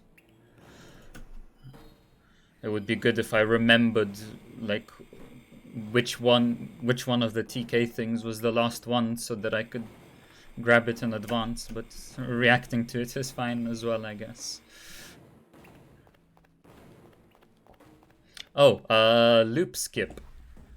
So basically, we're supposed to go like in a loop there to grab that button. Like we're supposed to go down there and then do a loop, but we can literally just go down there and do it like this. Very simple. I actually found this in my first playthrough. Yeah, like both of us, I think independently found this Yeah. skip casually, and then when we did the successive runs, we were like, this section feels a bit longer than Yeah. previous. Yeah, that's exactly what happened. That was so funny. It's because in my casual playthrough, it was still technically a blind speed run, but still I was a bit more on the exploration side, trying things out. Whereas in my successive run, I was trying to go quickly, and so I just didn't notice that you can totally do a skip there. So here's another one of those annoying things where you have to move the flaming balls. And also something else about them is that if you hold them for too long, they evaporate or explode or whatever. That one exploded because I hit the wall. But if you hold it for too long, it will also explode. So you have to go quickly as well with them. You can't take your time. And the developers were like, this section is not that hard, so let's also put a scavenger to distract the player. Come on. These are the red bats that we just move into each other and they explode. That's all they do. We only see them a few times.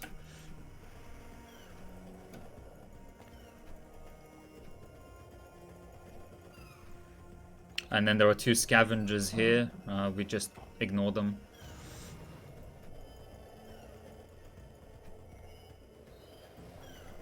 They didn't test, yeah. That seems like a good explanation. One thing that we haven't talked about yet are those scroll things that are there in the map wherever no. you found them. And there are two types of scrolls, I think. One are tutorial scrolls that kind of automatically happen sometimes. And the second is are the scrolls that contain pieces of lore information, basically. So by the way, long fall grab coming up. See what falling? Oh, never mind. The next one, I think. Is it here? No. Okay, that's fine. I'll show it off soon. Sorry to interrupt. But that is a cool strat which I failed. Hopefully I'll remember how to do it the next time round. So first of all, we can avoid this guy by falling here. And then I think we can jump here and then do this. Yep. So as you can see, we just fell from very high. But if you grab a ledge after falling, you just don't take any fall damage. So that's handy. You can fall from as high as you want.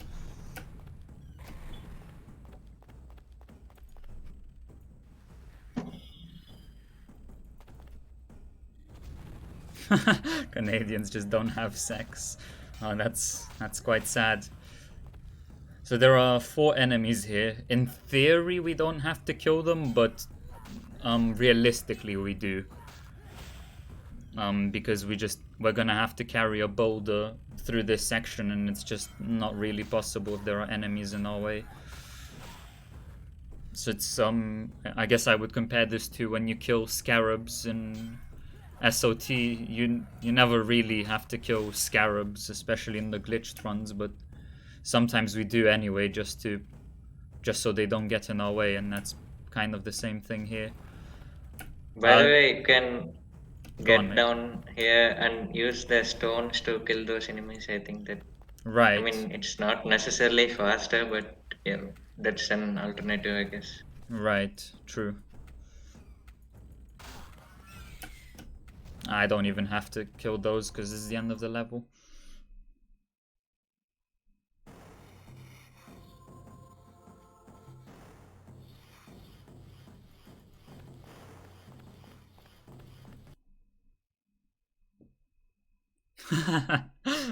I already know exactly what that clip is.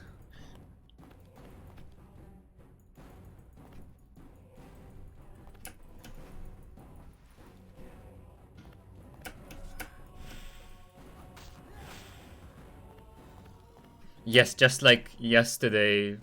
Oh, we can jump here like this. Oh, okay. Ah, no. Okay, my bad. I messed up.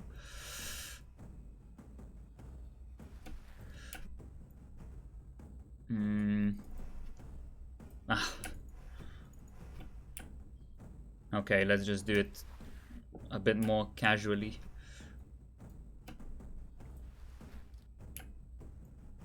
Ah, okay. No, I died. I can't remember how I'm supposed to do that actually. I remember I had a good strat for that, but I mean this whole run is basically like that because I definitely prepared for this. All right, we'll just do it like this. I remember I had a strat, at least I think I had a strat where I could just fall off and do it, but whatever. Also, these rats or whatever these are, I don't know, can we think of a name for those as well? They like temporarily corrupt Zal and he gets stuck and we have to rub him to make him unstuck.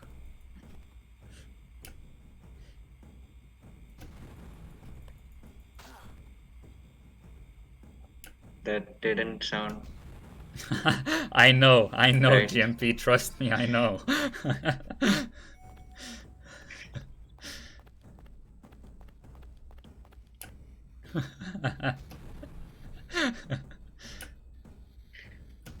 You heard me. I mean this is literally what we do.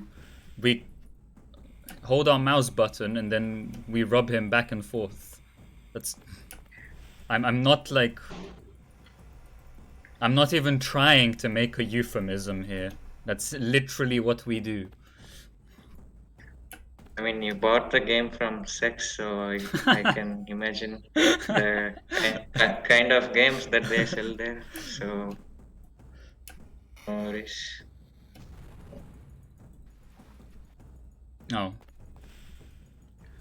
So soon we will see another variant of the ceiling clip. This time we will do it not from a wall run, but from a column jump. I'll actually take some health. It's coming up soonish.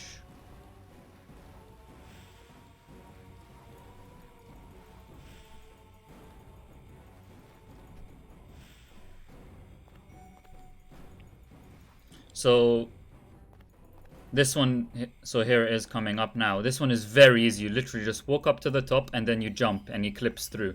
Very easy. Turns out when you jump backwards, either from a wall or from a column, the prince just ignores collision. Whoa. Move this before it kills me. Okay. There's like a whole casual section where we're supposed to move that flame around, but we skip that with the ceiling clip. I mean, I'm literally just explaining the game. If you make dirty interpretations about that, then that's not my fault. I just said we have to rub Zhao. Oh crap. Let's fix that. This is highly professional. Which is exactly what we have to do. I don't know how else to explain that. I mean, the more times you say it, the worse it's starting to sound. Oh, that's good. We need to make this run entertaining somehow. That's Because true. the run itself is not. So. Oh no. How did that happen?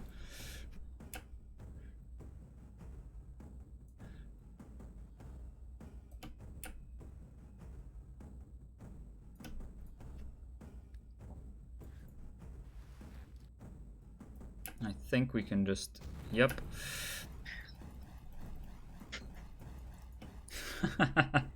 See, it's not just me now, it's everyone. Everyone's joining in. Oh my god.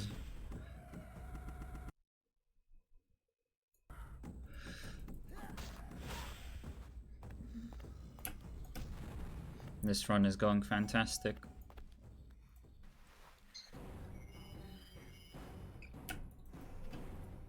Oh wait, no, I go down here.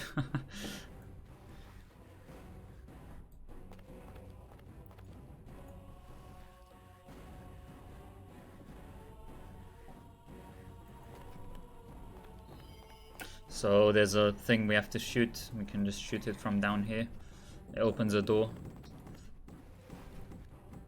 There's also some like story reason for why that does something, but who cares about that?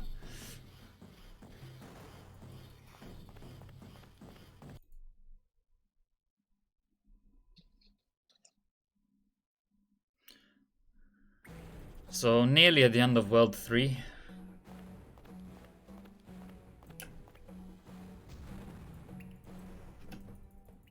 Oh wait, I go this way. I've definitely played this game before.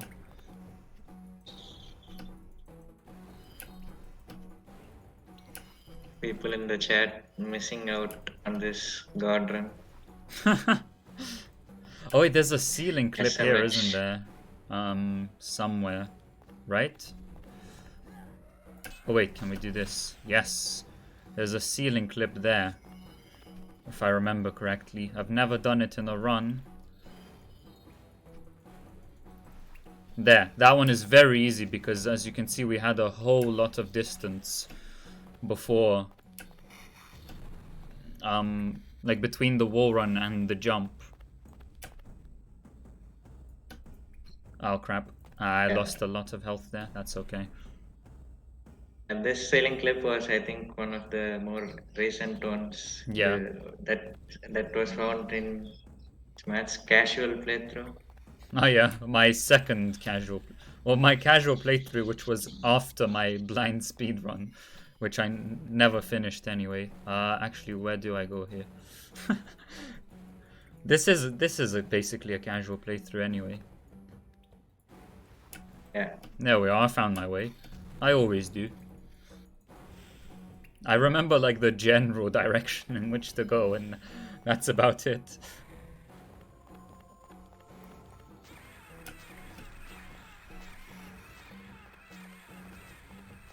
I activated that too early, that's gonna drop. That's okay.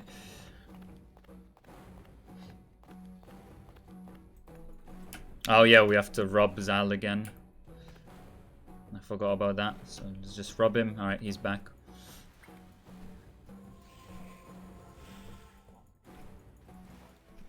And you could just say you have to apply the stylus on him or something. Apply the stylus on him still doesn't sound significantly better.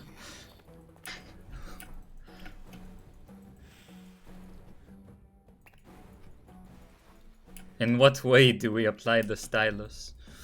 Would you run?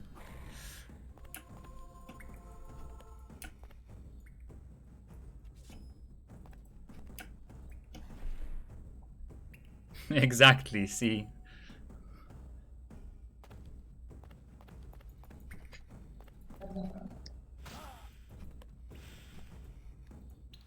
Basically, we just rub him until we finish off the corruption that's within him, and it goes out.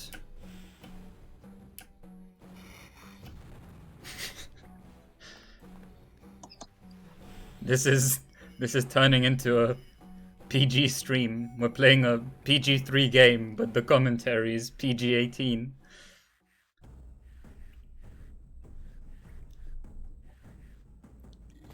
Oh god.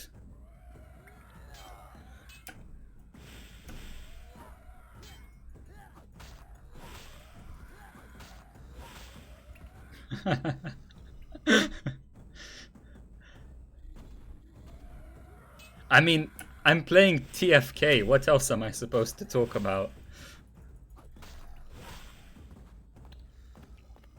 Alright, so here's a strat that GMP found recently. Okay. I've never tried it before. Also, why am I... Okay. Ah, there it is. We can just shoot through that door for some reason. Yeah. Thanks, GMP, for finding that. That was my first time doing it. We have no idea how that works, but Yeah. no questions asked. That's all like most of GMP's findings in a nutshell, though. Yeah. They just work. Okay, we go this way.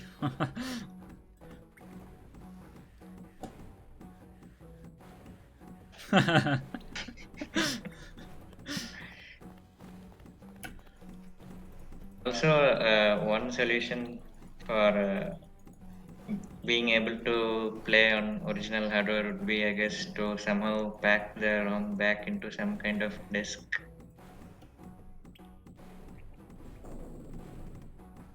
But yeah, there's no easy solution to play the game, I guess. Okay, and now the final boss of World 3. And that will be World 3 of 6 done.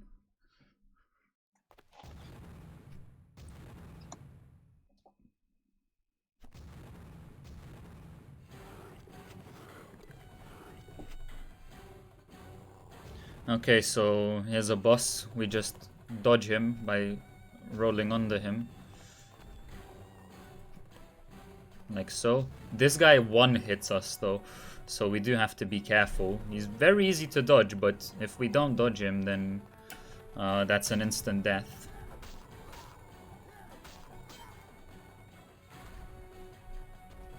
No phase skips for this boss. There were phase skips for the first boss that we saw. I actually stood quite close to him that time. It seems like every boss except the very first one is kind of hard coded to have the same cycle regardless of what you do. Yeah, exactly. You have like 30 minutes to dodge.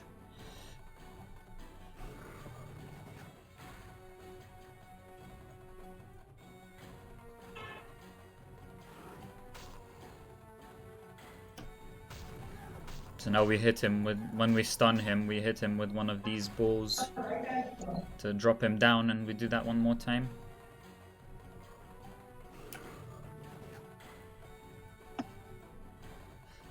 And we can drag these into the boss, not because it damages him, but just because they disappear faster.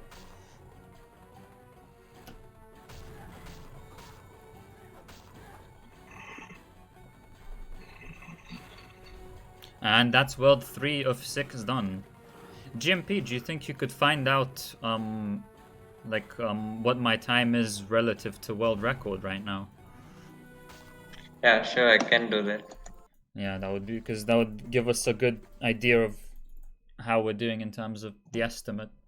The estimate is like 11 minutes on top of world record. So world 4 now. This one is like jungle themed as opposed to the previous one, which was like ocean themed. The game gets tougher as you go further. World 4 I think is probably the hardest for me. So that's gonna be fun. Yeah, we will have freeze corruption boss fights in this world. And you will find out what those are pretty soon.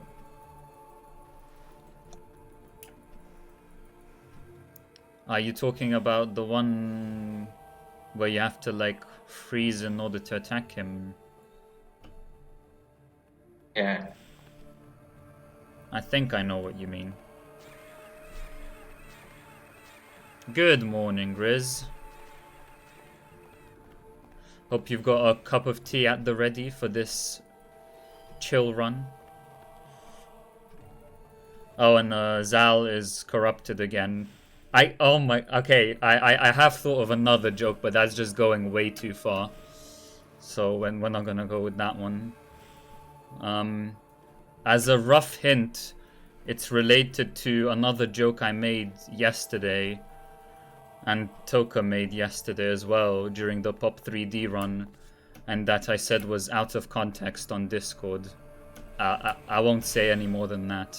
If you can figure it out, you can figure it out. But it's too much for Twitch, that one.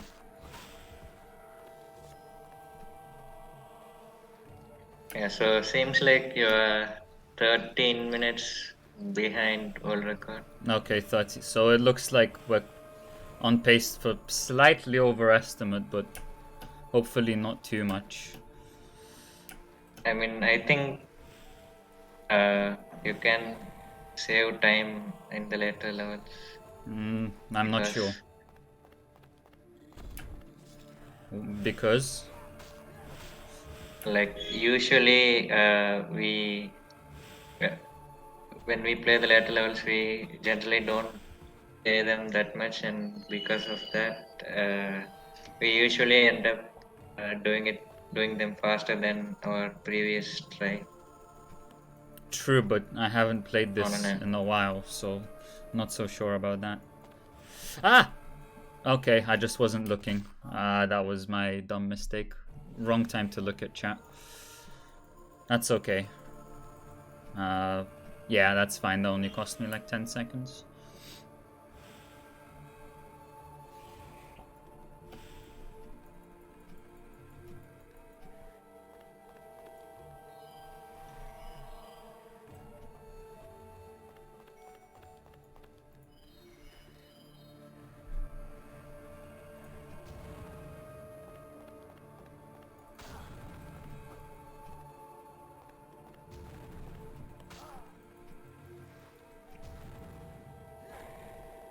Excuse me? Well, that's cool. The game seems to have just crashed. Classic. Well, ain't that fun? I'm gonna have to do that level all over again.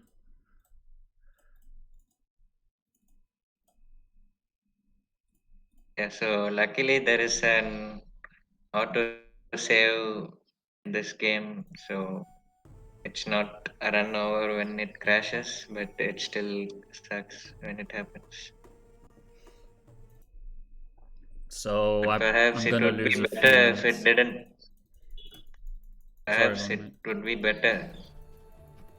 Yeah, perhaps it would be better if it didn't have auto save feature, because then we would just load a save state of probably near the next level. I mean, I'd still want to complete the level, but because I think we still had quite a bit of the level left. But yeah, that's unfortunate. I'm gonna Yeah, lose about 2 minutes or so to that. No, we're not using save states. I've actually never used save states on this emulator. I don't even know how to do it. We do have backup saves though, like just, you know, your bog standard safety saves that you would have on a marathon. At least I think I have them. I'm not sure that I'm not 100% sure that I do. Hopefully we don't have to find out.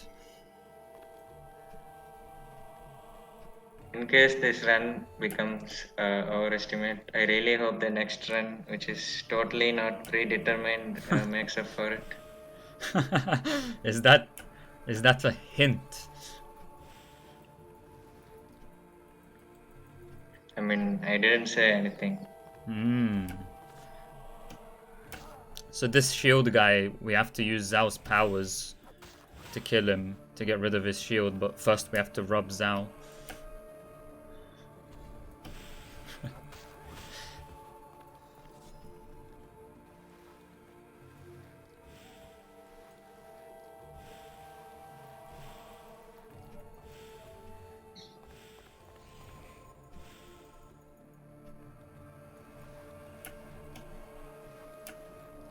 This game is just like Pop 3D. Look, we're climbing up this rope thingy now.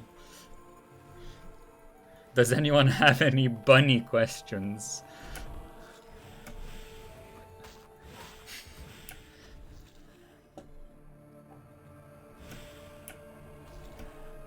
I think that's the last enemy. Yep.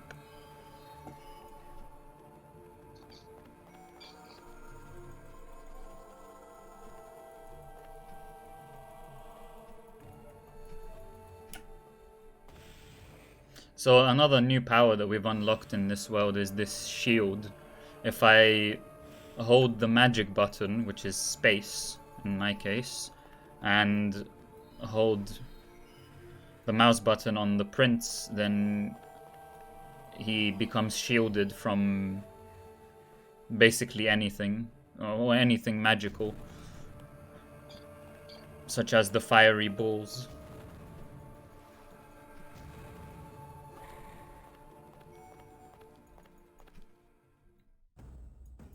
Okay, so this is where the game had crashed before, so now we've caught up. We're definitely finishing overestimate now though, because, well, the game's not supposed to crash.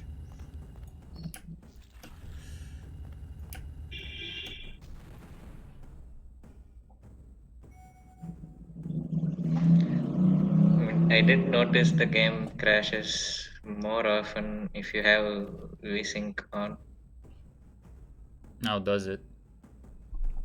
Like, I tried to do a legit run finally of this game, and it just crashed for me multiple times. That sounds fantastic. Let me see if I can... You have to be quite fast here to make the cycle. I wasn't completely optimal, but hopefully I was still fast enough. Luckily, time is not running during these cutscenes where the game just like shows that a door has opened.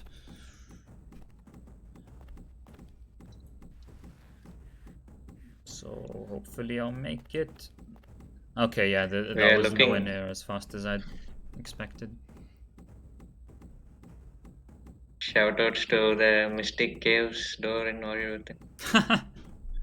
Yeah, that was nowhere near as close as I'd made it out to be.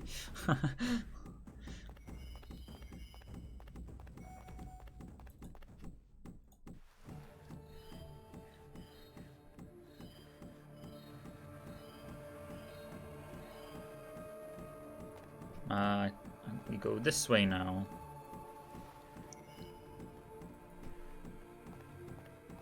Oh, that was technically a skip, but I mean,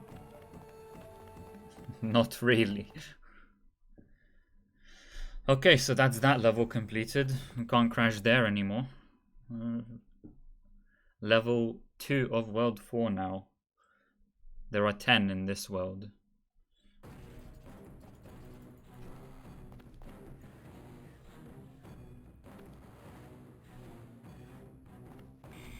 Whoa!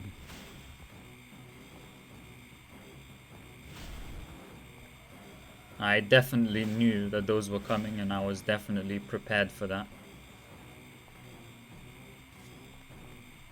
Oh, come on!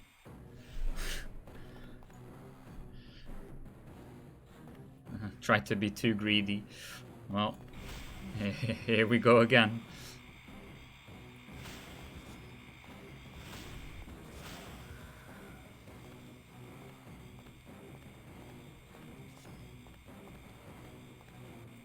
It does disappear eventually, just...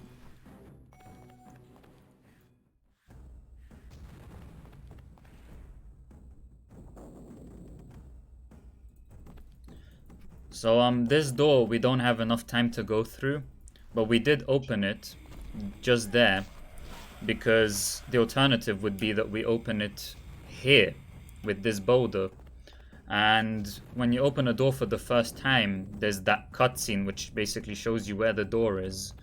And the further you are from the door, the longer the cutscene. And so we opened it at first, just to shorten that cutscene, even though we weren't gonna go through it.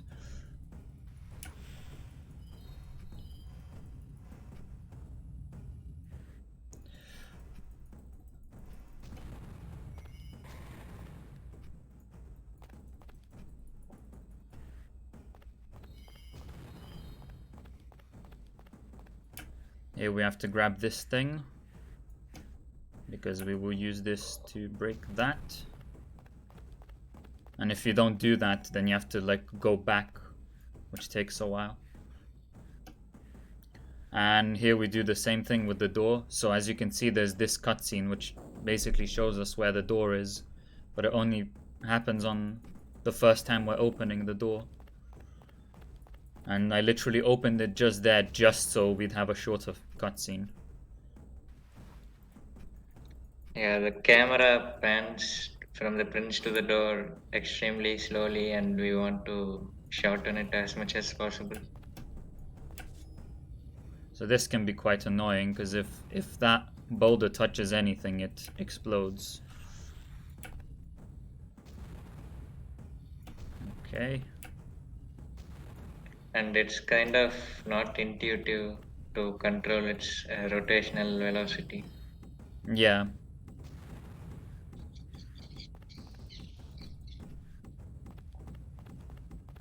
And another thing about those boulders is they're supposed to be heavy, so you have to move them slowly.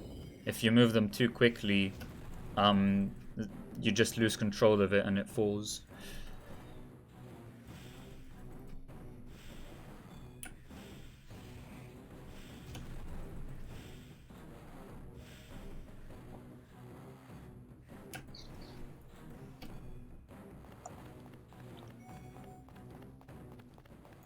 So another thing here. I don't know what we decided on. Is this a ceiling clip or is it literally just... I don't know. But basically we clip through here. Oh, did I? I don't think I even needed to hit that button. Oh no. Okay, that's okay. That's what I meant I by remember it. we had a really tedious strat here, and then we realized ceilings don't exist, and now we have a easy strat.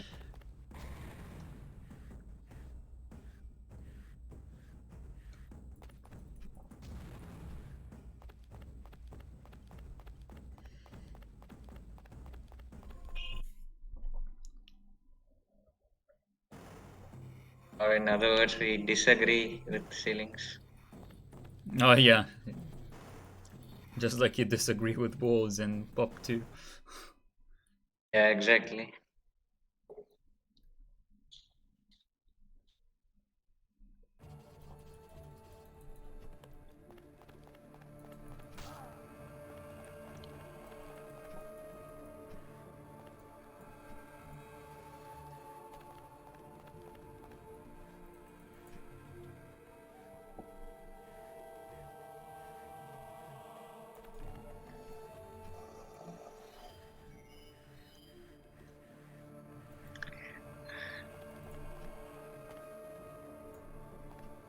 That sounds like a good idea, Yaka, because then you might regain some hopes on your exams. Actually, I can't remember. I can't remember if we can do a ceiling clip there.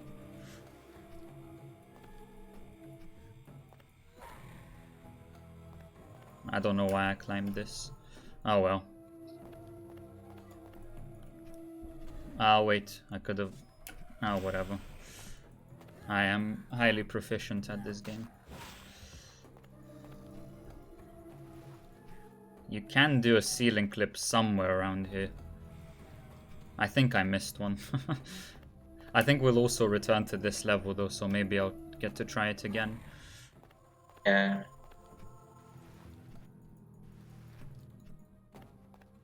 I mean, it's not a huge ceiling clip, Yeah. just a small one.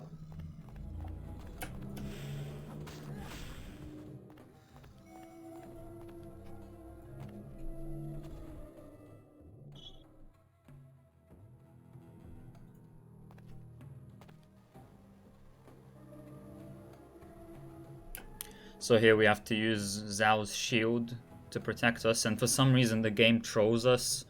It doesn't activate the shield until we're right next to the flame. So if you've not seen this before, you would panic, and then in the panic you would probably release the magic button and then fall to your death.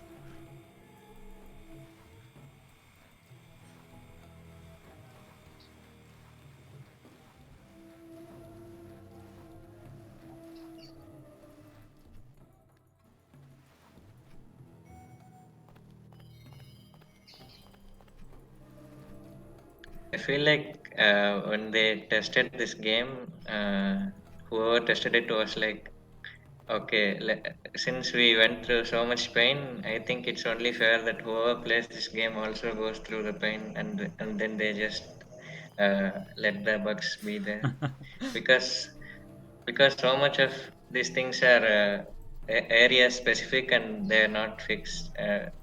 So that's the only logical explanation that we can give there.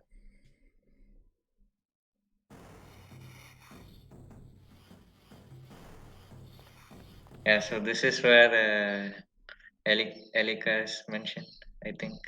Oh, I wouldn't know. I think this is about as far as I got in my casual playthrough, not to be confused with my blind speedrun, which was before that. Alright, so here we unlock this switching thing where we can control either just one of Zal and the prince at a time. And by going into this thing we can switch. And that gas was toxic to the prince but not Zal because he's magical or something, which is why only Zal proceeded forward. So with Zal we can't do any of the acrobatics, but we can do the magic. Ah, crap. But conversely with the prince we can't do any of the magic, but we can do the acrobatics.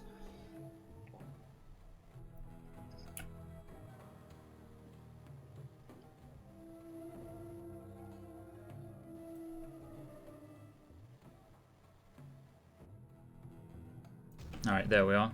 Made it. So just pave the way for the prince. And then we switch. I don't want to damage boost through all of these because we don't have enough health to do that. But we can damage boost through one of them. It's worth noting that you have to be near one of those stone things to be able to switch between characters. Right, yeah. You can't just switch anywhere. Which I think only makes the game kind of easier because the game is telling you where exactly you have to switch places. Right. And that was another example of potato controls. Oh, that was one more example of potato controls. Basically, like if you try to walk forward, you have to hold the button, but it's not very responsive. It only recognizes that you started holding it after maybe a second or half a second, and similarly when you stop holding it, it also takes a while to realize you've stopped holding it. So sometimes you'll run and then you'll stop running, but the prince will just keep on running and fall to his death.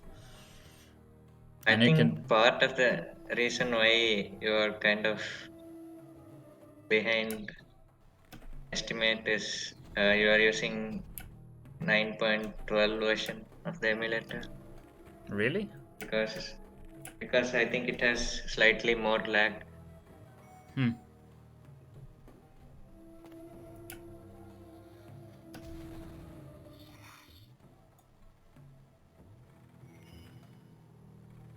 I know that it's not allowed on TAS videos because it doesn't sync properly or something. So basically, they added some feature which is not really good for accurate emulation.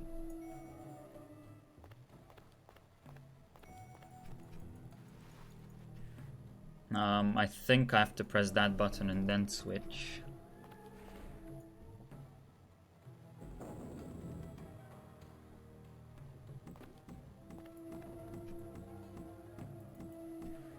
So we have to be speedy here. Then activate these bridges for the prince as we move along, which is harder than it looks, I assure you.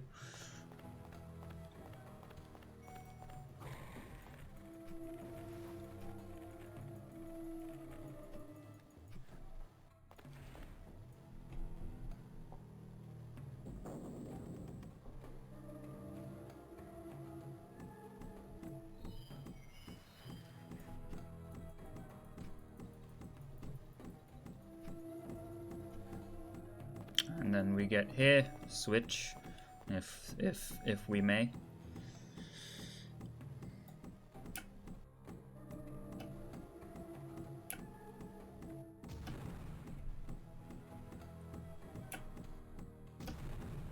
Thank you for your tip, Vinny. I'll try that.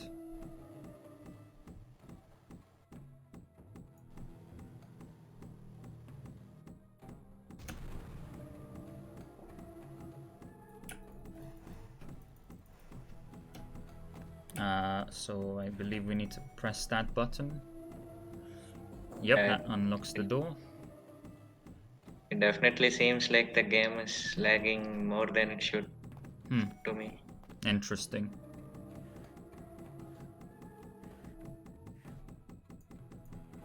Well, hopefully we don't go too far over estimate.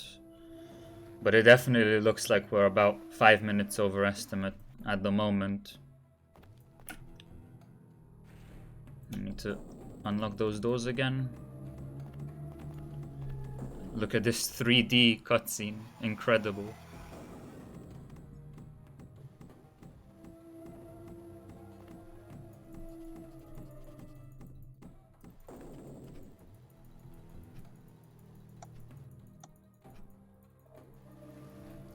Alright, we can, oh well, I missed my opportunity to do that. There's a way you can save time there by shooting these from one of the poles down below, but that's fine. 2 seconds. Your extra time from last night. Sadly, because of the sleeping break, that doesn't carry over. But hopefully I'll make up for it by being underestimate in my other runs. But then again, not sure about that. We'll see. I'm running the blindfolded run later today. And if anyone's curious about my progress, So far, I have not managed to finish a single blindfolded run.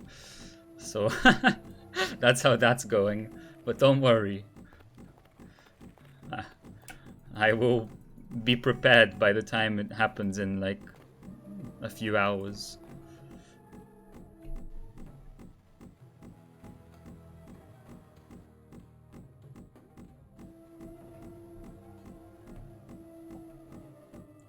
Alright, Grizz is closing tonight.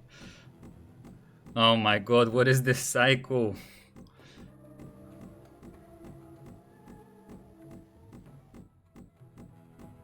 Oh my, please.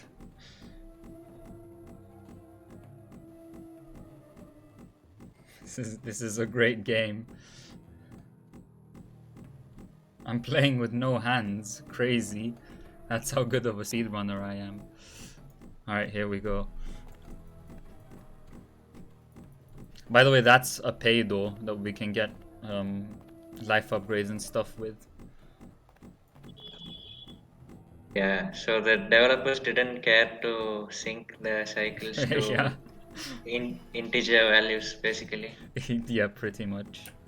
Or they might sync to integer values, but they're not like nice values like 2 or something like that. They're more like 7.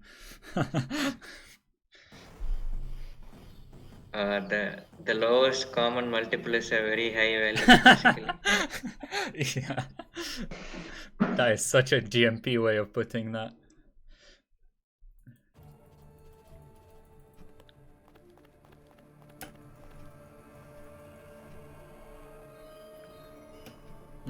So there is a strat here, but I think we'll have to return to this level if I remember correctly anyway.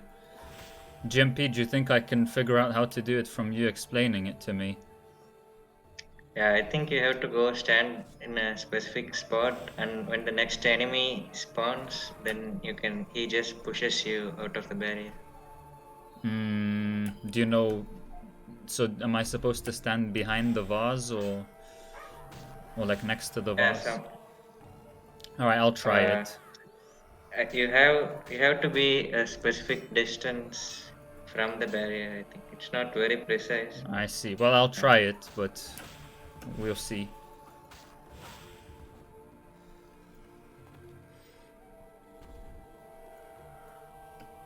Yeah, so you eat the left guard, kill the right guard, and go stand in a specific position, basically. Wait, was it here? No, not here. Like in the first one. Right. Also, first I eat the left guard, then kill the right one, and then stand in the specific spot. Yeah. I see.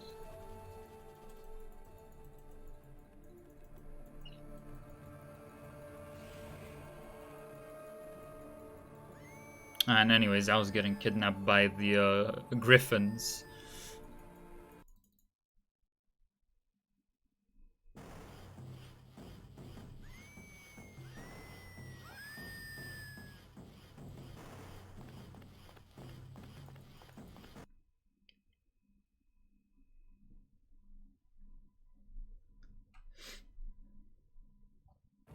To respond to the conversation that's going on in the chat, traps don't exist in Warrior Earth in any way.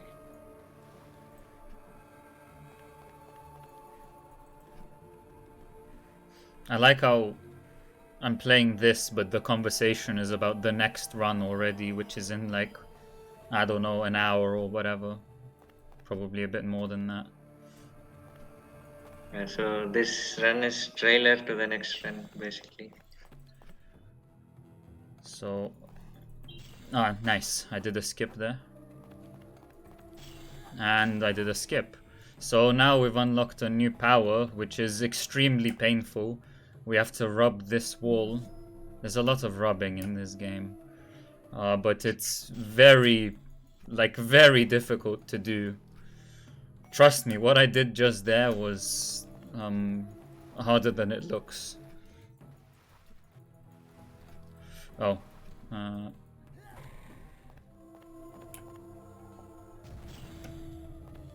And we can freeze those, that thing there It's like a trap, sort of. It lets those boulders through.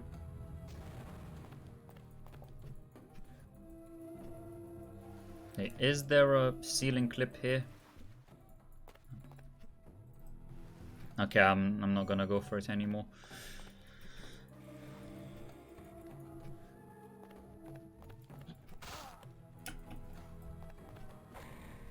Yeah, so that's where the ceiling clip actually is, but it's like you shouldn't try to alternate, you just have to jump back and it works. Oh, I see.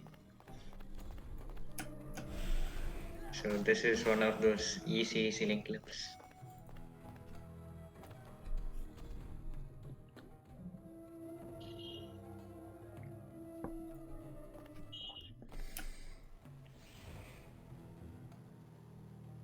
Yes, in Yeah, theory, any ceiling could be clipped, but realistically, to get to such a height below the ceiling that a ceiling clip would be possible, that's not possible in most cases.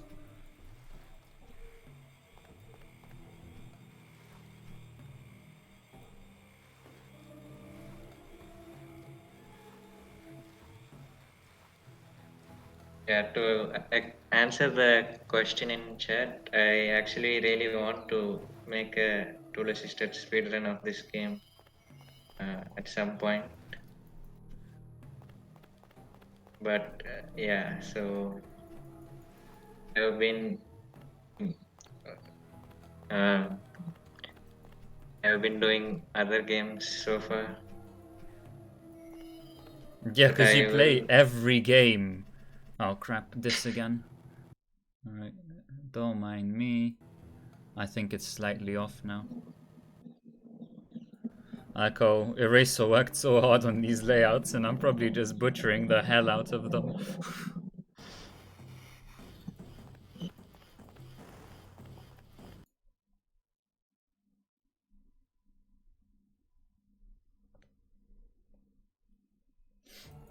I mean, I only downloaded this game like 15 minutes before my run. Oh wait, so... Ah, no, I messed up because I'm too far away. It's not probably... Oh wait, maybe it will work. We'll see. No. Alright, whatever.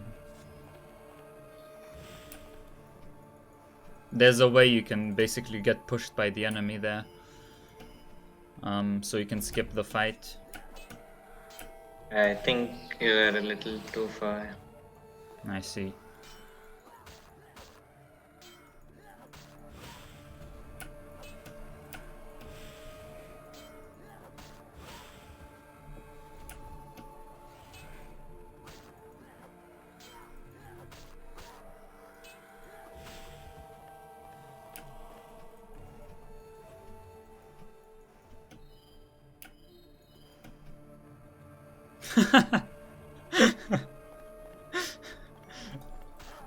Just laughing at Eraser's comment. I mean, PoPRuns comment, whoever that is. I'll rub this.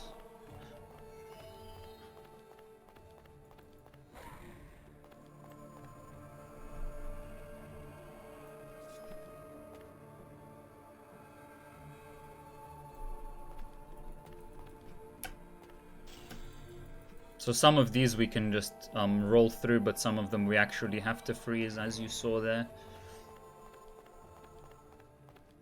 Because if you have to wall run through it, then that's impossible without freezing it. It's just the game, Vin.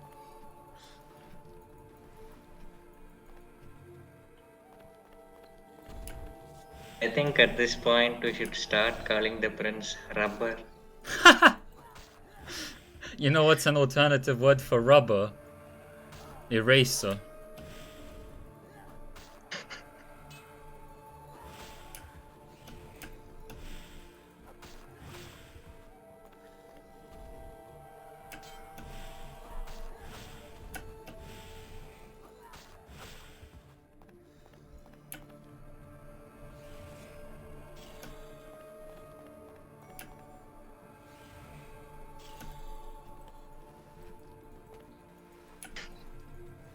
Oh, do I actually have to do both of these here? Or maybe I Yeah, just so this messed is up. the part where we usually call freeze corruption boss fight. Because this, Yeah, these are quite something. by the way, I think you can skip one of them here by TKing. Alright, well I tried, but maybe I did something wrong. When you just didn't seem to accurately press the thing. No, maybe. I don't know.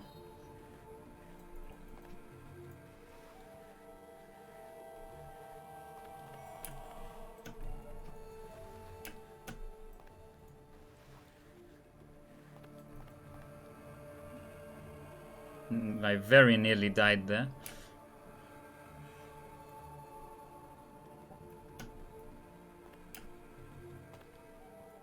So moving these is very painful, particularly on corners as well.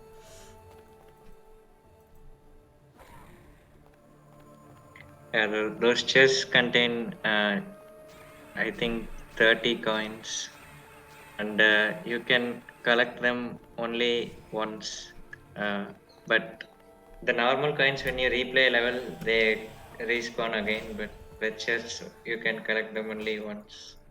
If we ever do an all collectibles run, those will be considered a collectible.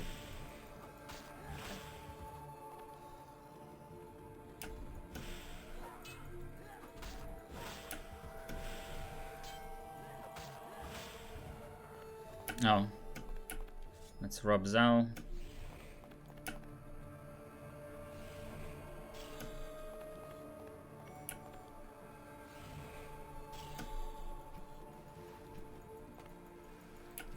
Okay, we can definitely skip that one.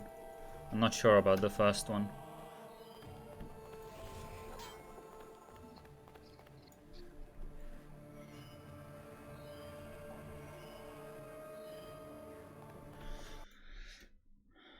Yeah, just more coins, nothing special.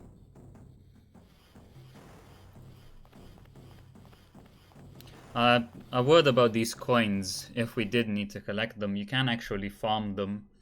Because if you complete a level and you go back to that level, you keep the coins, but they all reappear.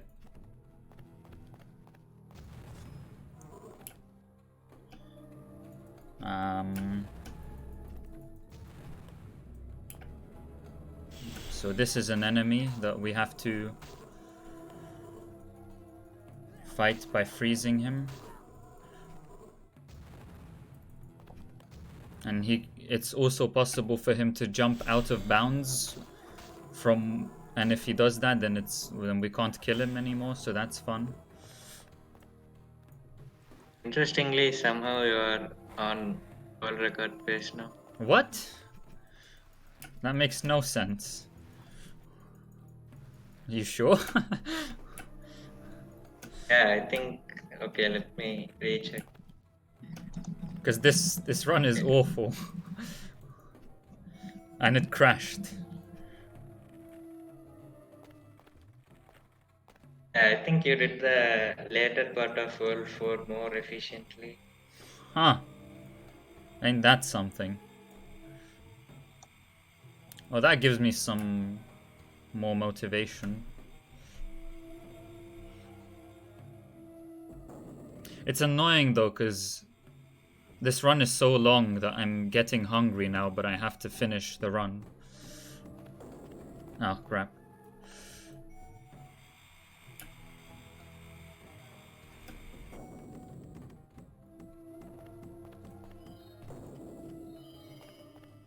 Our timer might be inaccurate, but still, even if I'm 2-3 minutes behind world record, that's way better than I'd expected. So you entered World 5 in 2:25. World 4, you mean? So Or... World 5, I mean. Oh.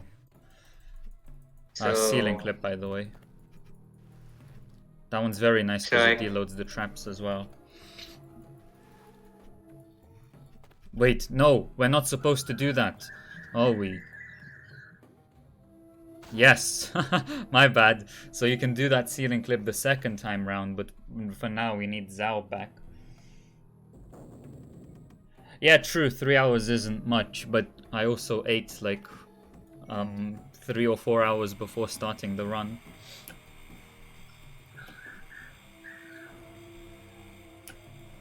For some reason, I thought we are already in World 5, which is why I told we are in one record phase. Okay. The stone enemy thing kind of confused me. For some reason, I thought they appear only in World 5. Wait, what do I even... Okay, I think I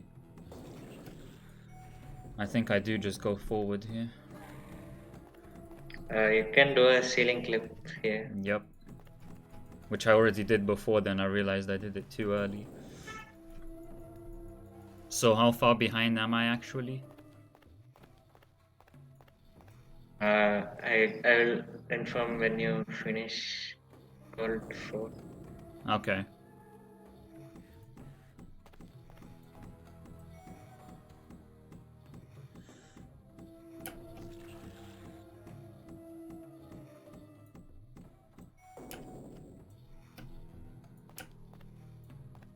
Oh, what the hell?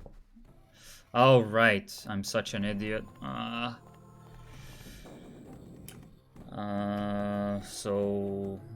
Right, we have to go get Zali. Oh, I hate this level so much. Need to check our Let's Play. Piss off, man.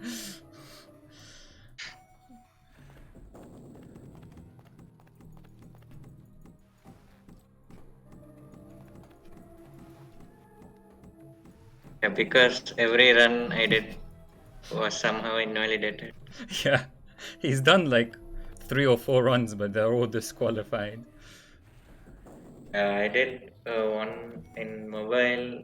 I actually did two in mobile and some in, I think, this 9.12 version of the emulator, which we later disqualified because it gave more lag, and we kind of standardized 9.9. And the one I did in 9.9 got invalidated again because I didn't have VSync turned on. Yeah, and it's funny because we would have kept that run, even though it was on a different emulator, because it was still like more or less the same. The only difference being that the auto splitter wouldn't work on that emulator, but because we discovered that VSync was off and you could play the game significantly faster, we had to unfortunately reject it. Many of my runs were have the rejected as well. It's not just GMP. I mean, I have the most prestigious 1.6 IL world record, so Right, it's all right. good. Yeah, if you check the individual level leaderboard, GMP will be on that.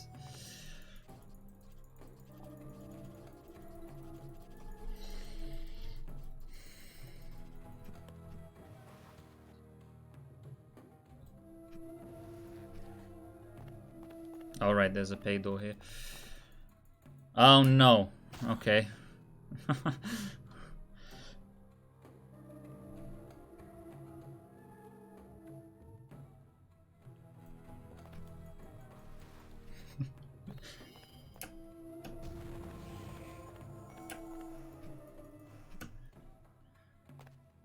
I hate this world so much. This is so annoying. Yeah, this is kind of a long level. And it's so easy to die. Well, Yeah. Or rather, the checkpoints are not as frequent as yeah, other levels. they're quite scarce. No, no, no, no, no, no, no. Okay. Nice controls. See, I just tried to move forward and then he rolled. Monk ass.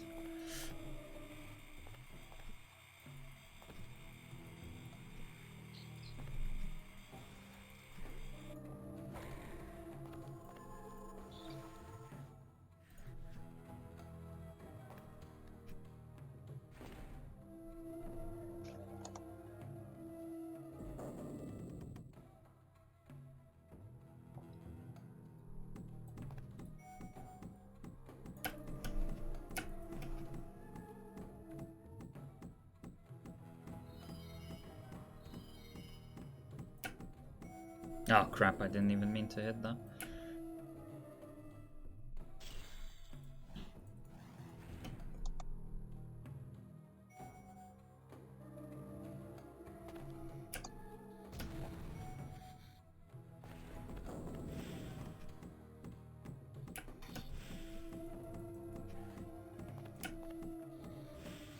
Come on. Oh, for...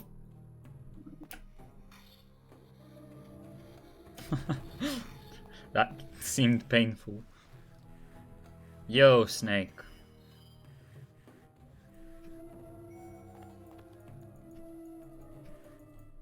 No, I go down.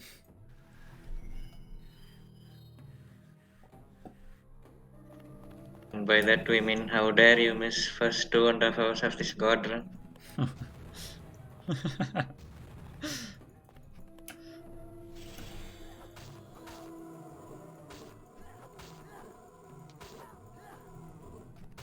Ouch.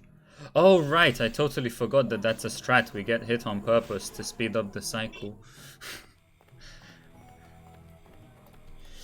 Yeah, okay.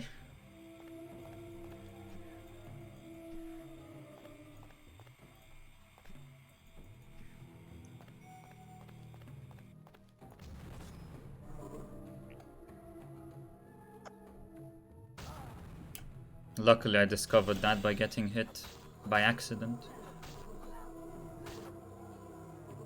Yes, we literally defeat this enemy by rubbing.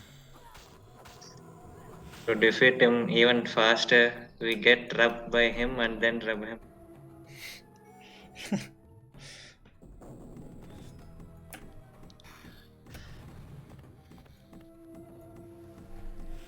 There's an 18+ version of this game, by the way.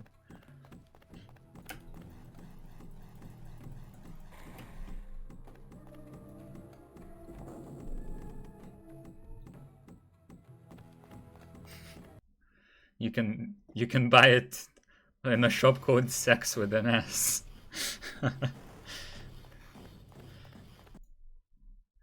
That last one was a joke, but everything up to this point was completely serious about sex with a C and so on.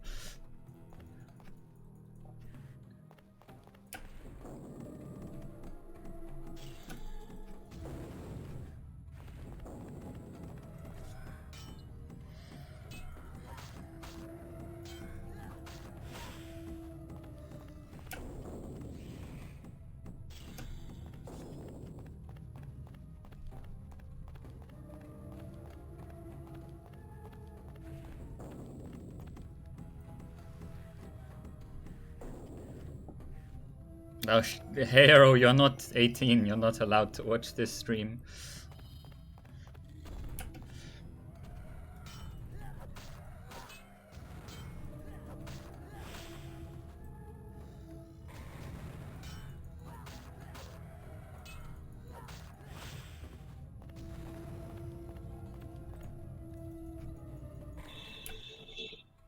Can we rub it in time? Yes. Oh no. Rub, no. Ah. Alright, that's fine. We'll get the next one.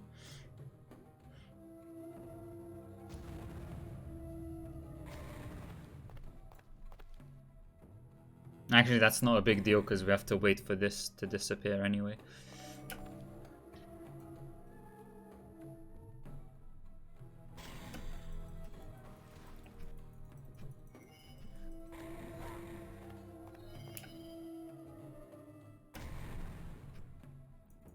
So by the way, GMP, you were gonna tell me how far behind I am? Yeah. So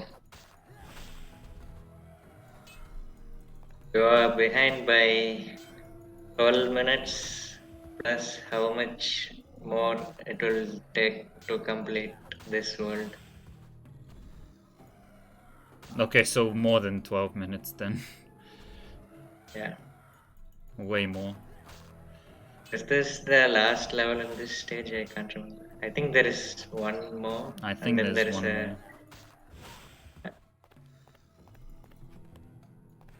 more. Okay, so think we're looking at something like... Oh, wait. Something like 10 minutes overestimate right now, unfortunately. Yeah. And that's partly because I suck, but partly because of the crash as well.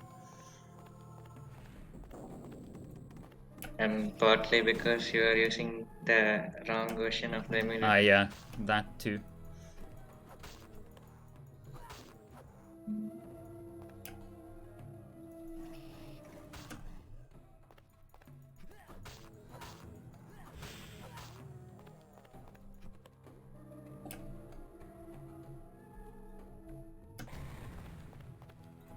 Fun thing, we can actually wait here while we destroy this thing.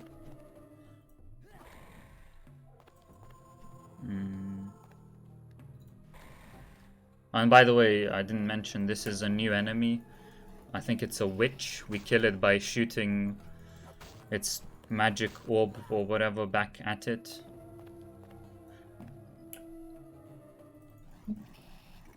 Or rather, we stun it that way and then we finish it off with the sword.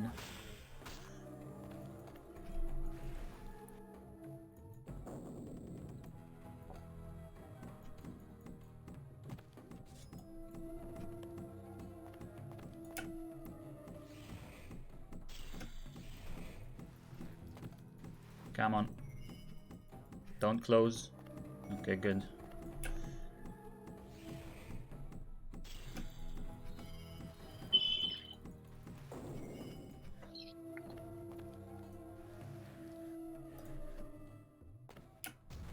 It's really scary when you have to freeze corruption when you're in a timed event like that. Yeah, because it's harder than it looks. Like, it's just a casual mechanic, but it's so poorly designed that it's actually hard to do. You have to, like, do it in a very... at a very specific speed.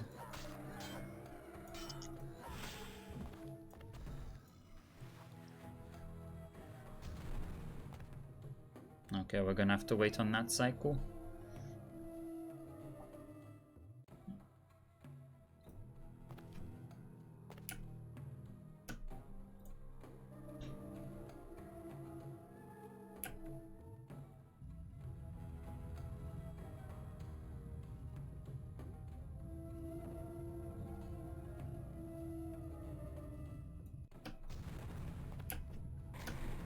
Funny thing is that in this particular platform section, I spent like 17 minutes or something in one of my fake PBs because I just kept rolling into the pit because the stone was auto targeting me or something.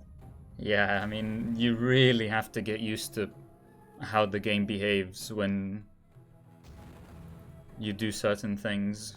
Like, you're just trying to walk or jump or something and something completely different will happen. Okay, yeah, there's one more level.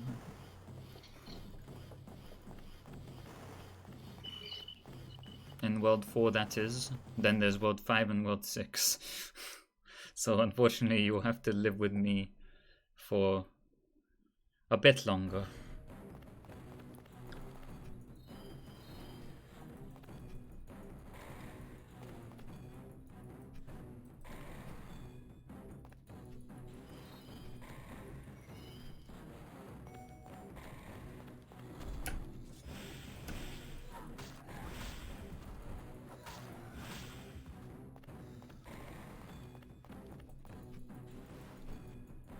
As far as I remember, this level is not too long though.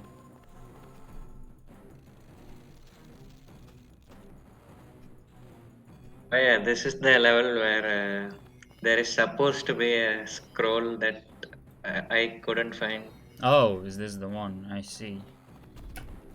Yeah. So basically there are collectibles in the...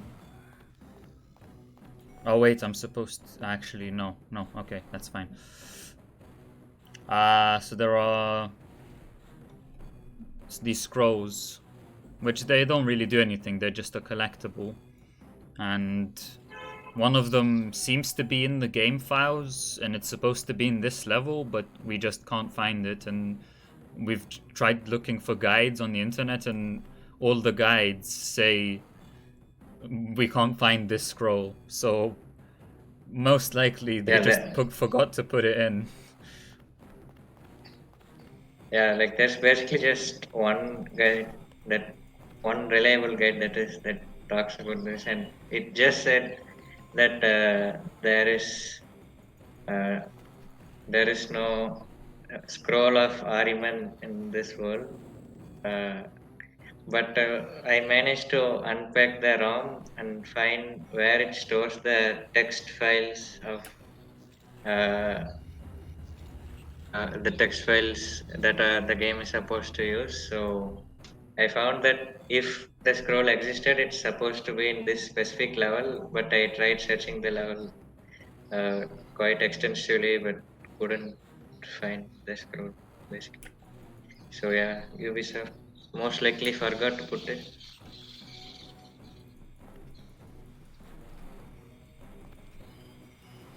At J Mechno, who's definitely And responsible for this. this it's not the first time Ubisoft forgot to put a collectible either. They forgot to put a chest in the PSP version of Warrior Within as well, Oh. uh, which is supposed to have 60 chests, and there are only 9 extra chests in the bonus levels that we could find anyway, and there is most likely just 9 because someone called Black Demon, who has expertise in looking at the game files, said that there were only 59 to be more precise, instances of the chests model in the game file. So most likely Ubisoft forgot to put that on chests. So these are very annoying as well.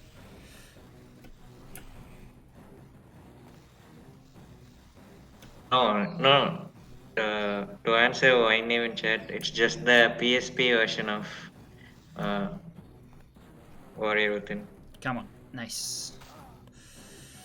The regular version has all the 50 chests it's supposed to have. But the PSP version has 10 extra chests and 10 extra artwork slots, but we could find only 9. I have low HP. I have half a heart, as a Minecraft person would say.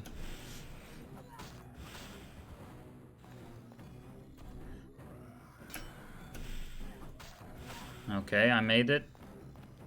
Hopefully for good. Okay, there's health up there.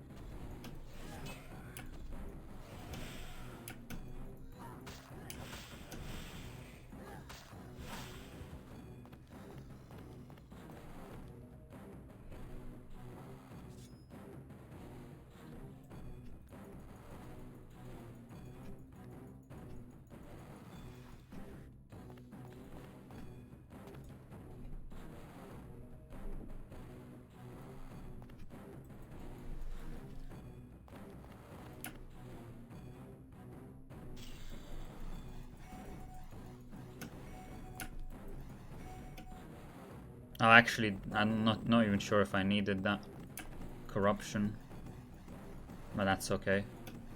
That didn't cost a whole lot of time. And the boss of World 4, after which GMP will tell me how far behind I will be now. Yeah.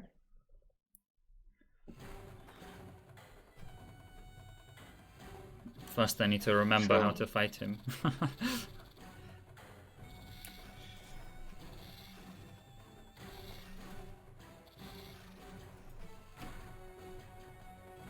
So this game has a snake boss fight. Oh no. Rob! Oh, come. I accidentally put some file into the game instead of rubbing or whatever.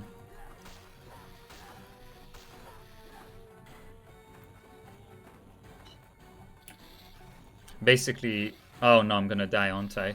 I think there's a checkpoint though. Never mind, nope. Okay, this is gonna be fun.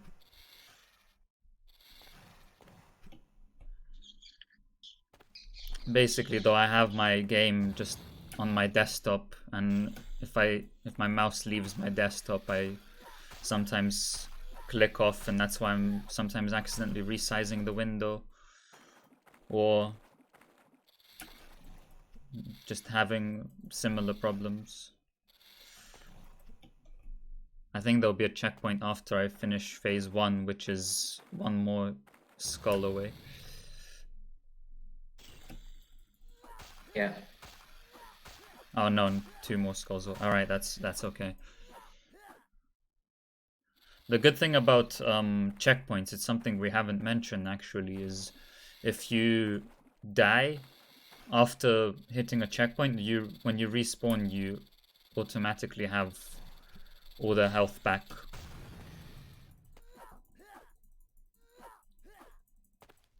Yeah, so sometimes it's worth to just damage boost through all the traps and then die, so you just get your health back. Not sure why the music's not playing. I'm fairly sure there's supposed to be music here.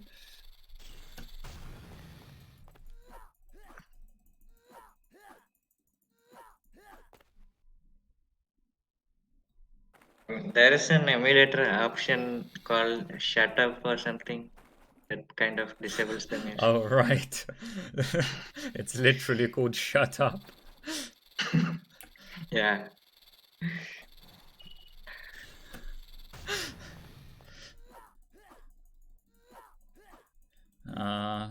Come on.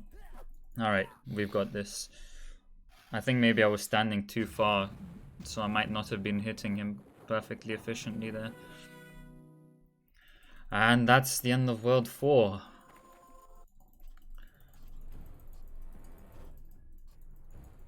So we are like 25 minutes behind Fuck. world record. Yeah, I'll be quite overestimate. Sorry about that.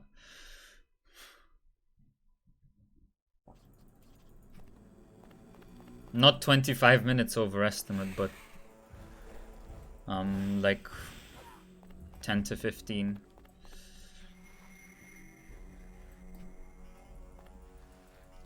All right.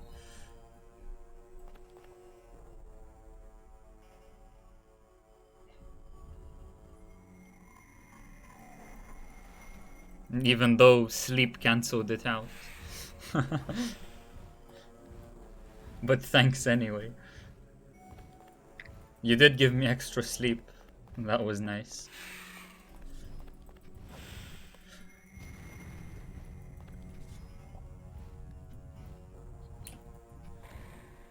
Oh.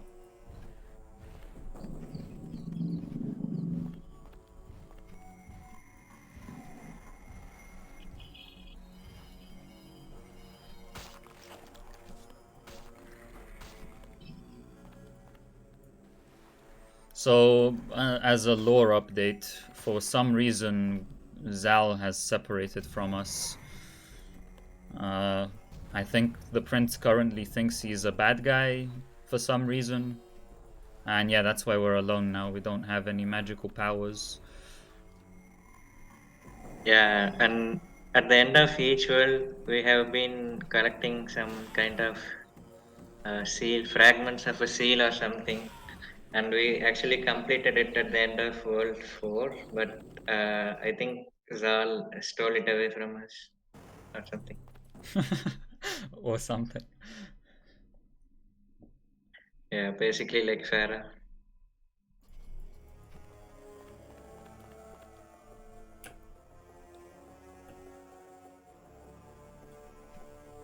So these things, they turn, but we can also stop them.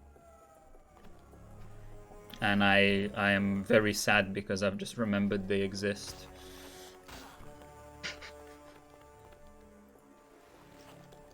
Oh, okay, cool.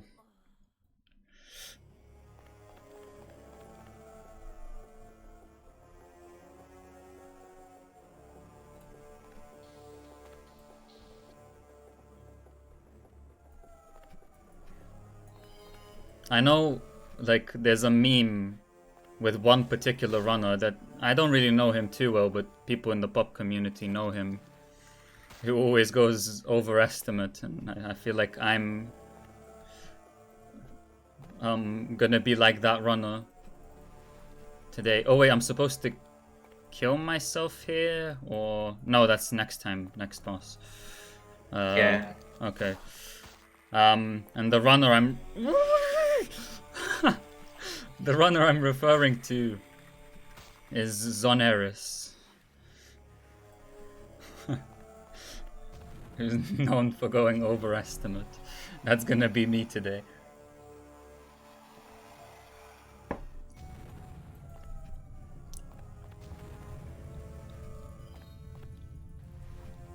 Come on. Ceiling clip. No, fuck it. Oh no.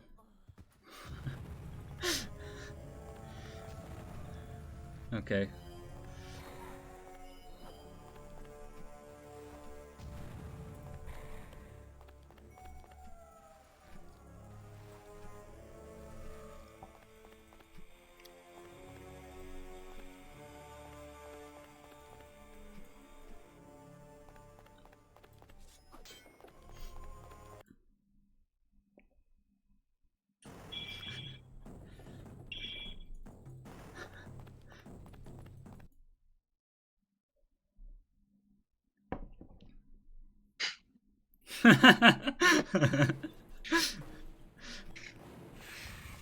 Yep, an accurate description of a Zoneris estimate. Oh yeah, so here we'll see another ledge fall grab. So look at the. I discovered. Never mind. Okay. Cool. Take two. So here we'll see a ledge fall grab.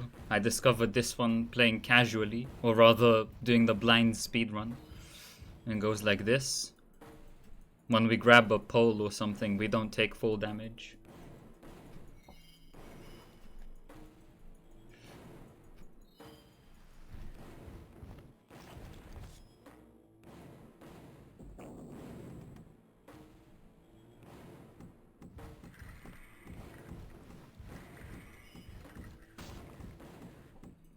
I should be able to go like sub-estimate, way sub-estimate in my hacked percent run. Granted, I haven't done a run of hacked percent that's sub-estimate yet.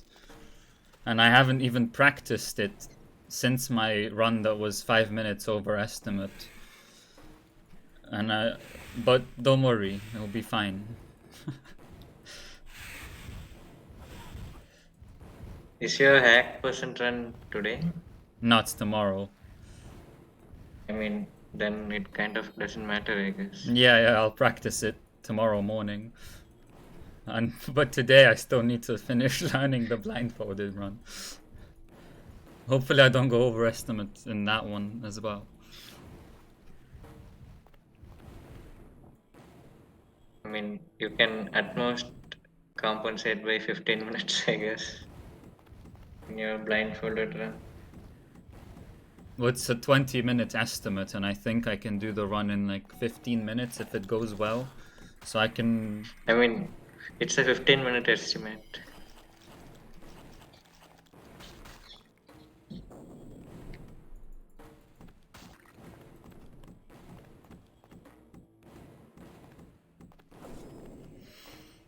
Right, this is Zal.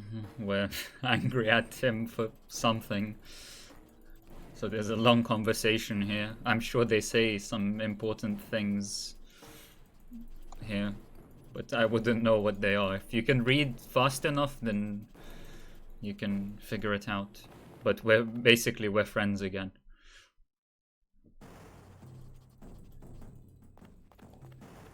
Oh, and now we've I mean, unlocked portals as well, which is not fun. so half of the dialogues are basically "Hey, whoa," anyway. So we like draw a circle on these portals to make a portal.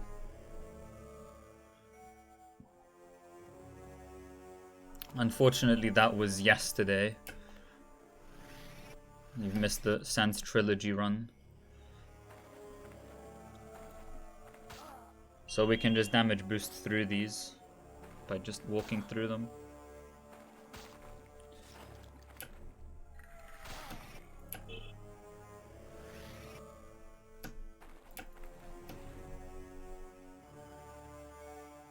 Yeah, we're rubbing a circle. Oh god. I have 1 HP. This is very tight.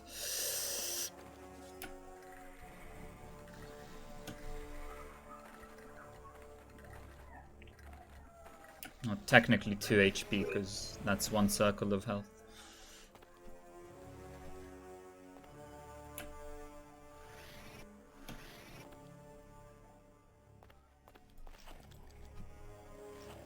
Oh wait, what? Oh, there was a third one. Fantastic. Don't worry, guys. I've played this game before, like I said. Where is it? Wait, it's like... I don't even know where it is. Is it further on? Crap. I have very little HP. Oh, were there 2 over there? I have to freeze this enemy. Oh, come on.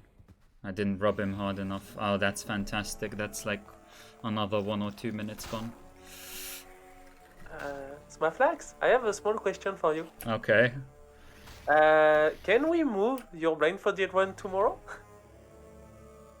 Sure. Okay. What to compensate for this? Yeah, so we can save like 25 minutes today.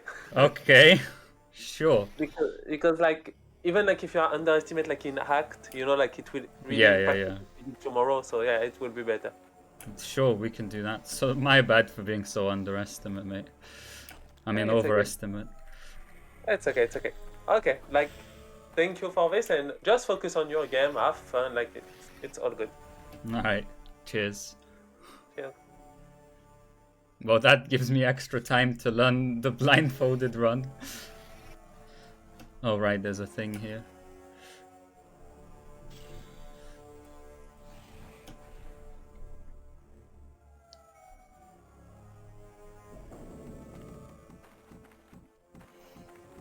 Okay, so I guess that buys us some extra time.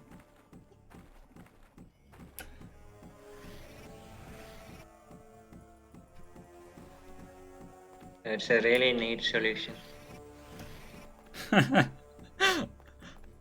To be fair, I do feel bad, but not like that bad.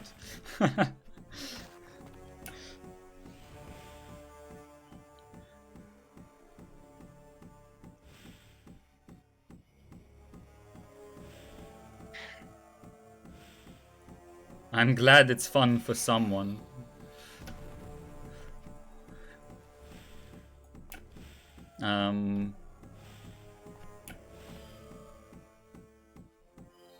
Wait. Do I even need this? No, I don't think so.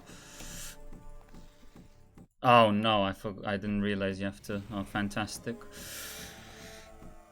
I hope. Yeah, I mean, you're going. I could help more in a more live manner, but unfortunately, due to the delay, I cannot do it. Right.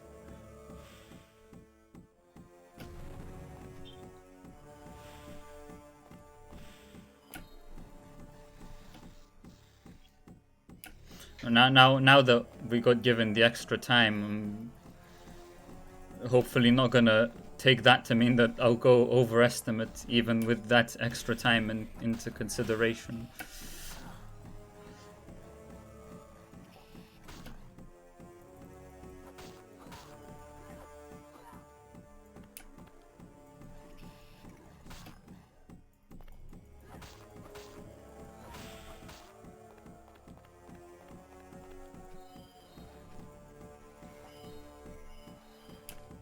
Oh, and for fantastic. I love this game. Potato.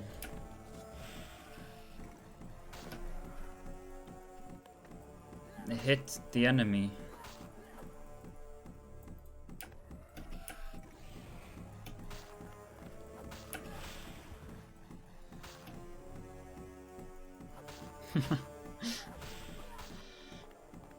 I hate my life.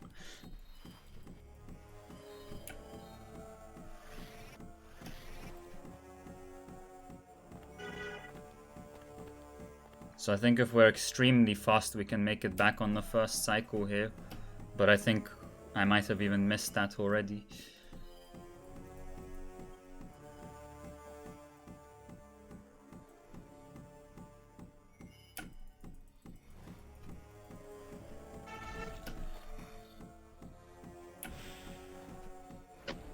Oh, I did not even mean to hit that. Well, that was some fantastic aim. Definitely intended.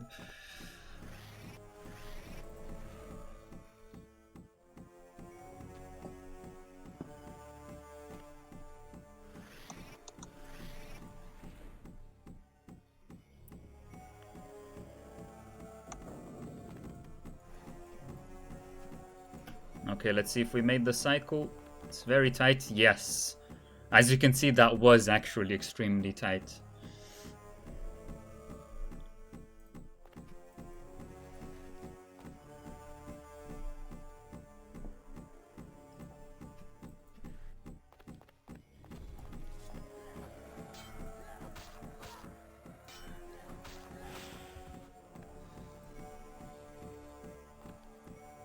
Zal, hello.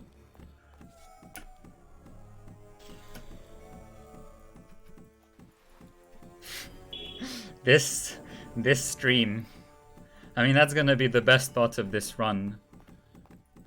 It's all the innuendos. So I'll be AFK for a little bit, and Okay, I'll no be worries, back mate. soon.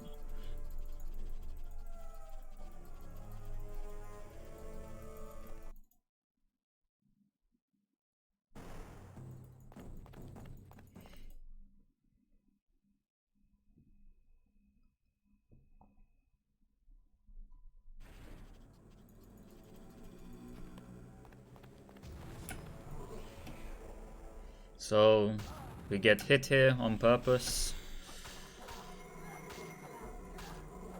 so that we force him to. Hello. Oh no, yeah. He's out of bounds. He's behind the wall, so there's nothing we can do. We just have to wait it out. A fun game, by the way. Enemy just clips out of bounds without us doing anything. Hello? Okay. Whoa, nearly died there.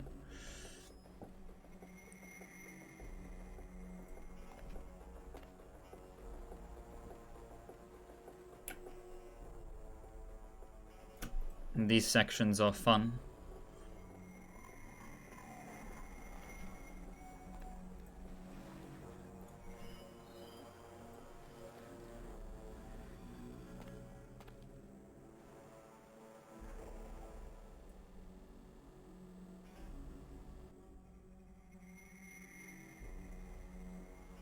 So I think there's like somewhere you have to go here to trigger a rock fall.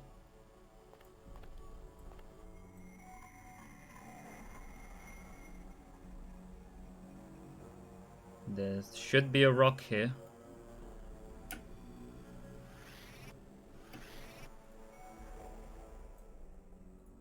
Somewhere. Oh, there it is.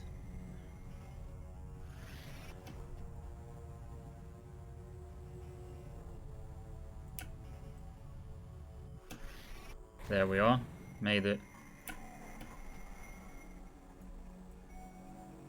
I remember you have to just wait there until it appears, but there's something you can do to make it appear faster as well. Oh, I'm very low on health. That's dangerous.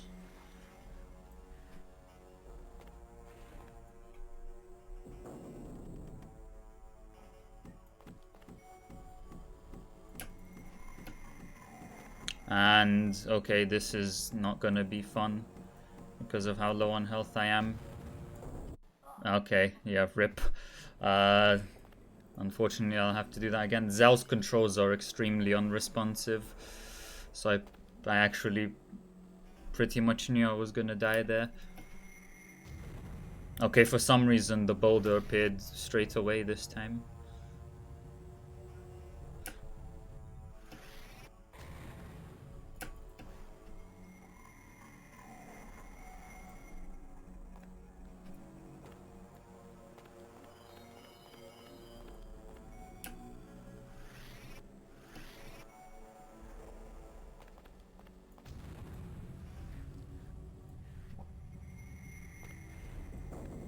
So now that I've got more health, that should be easier.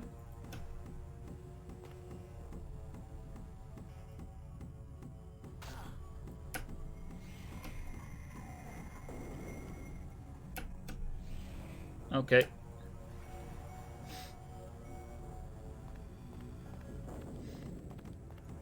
Monk ass. Come on, Zal, let's go.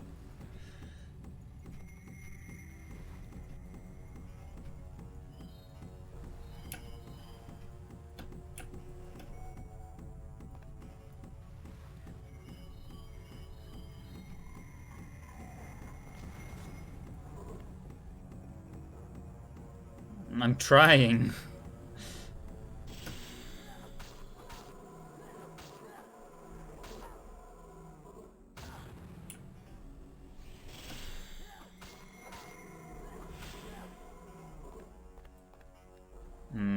We'll wait on this cycle. If I take damage here, I'm gone, so hopefully I don't take any damage. This is quite tough as well.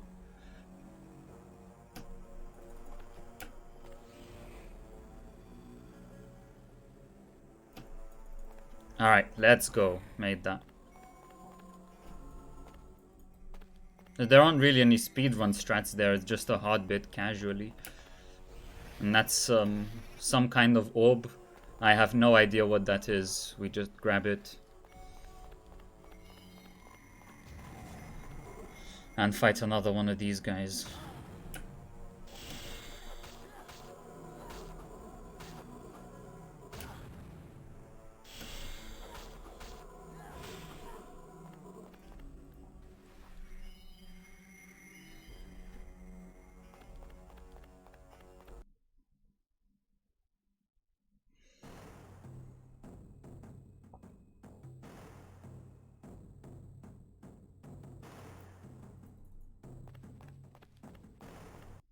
Oh, actually, I think... So we'll have to go back to levels 1 and 2 again. I could have saved a little bit of time just walking on the world map by doing levels 1 and 2 first, but that's alright, that's just like 5 seconds. This is a new type of enemy. We're supposed to like use the magic shield, but we can just cheese his attacks by rolling under them.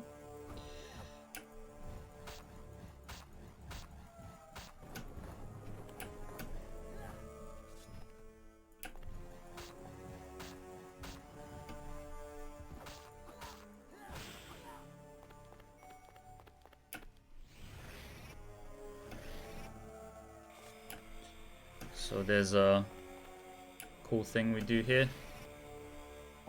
to avoid the trap.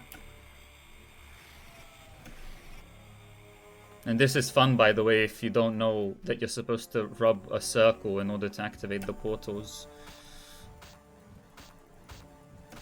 So you're just rubbing for the life of you and nothing's happening. Would you hit the enemy instead of rolling, please?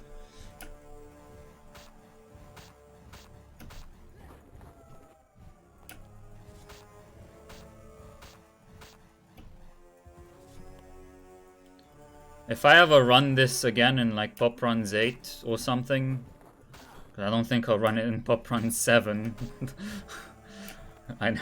It needs at least a break of 2 years. I promise I'll go underestimate for once. Oh my god, die, please. I mean, I think the last time you ran it at PoPRuns, it was world record, I think. For fuck's sake. Well, technically it was world record, yeah, but doesn't really count because it was world record on the emulator and it's the only run on the emulator. And it's like 350. Oh, sorry, a run on console it was.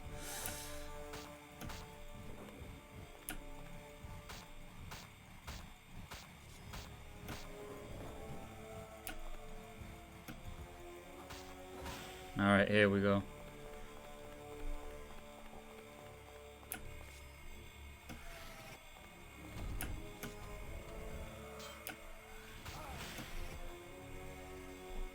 So a new type of enemy again. The purple ones. They have a lot of HP.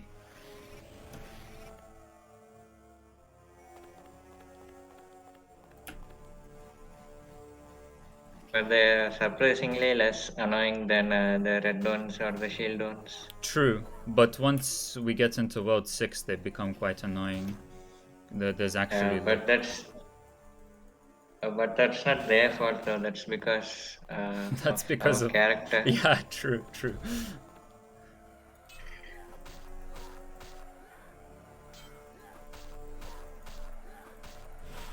Yeah, so basically they cannot block any of our attacks, and that makes jump so much better. yeah.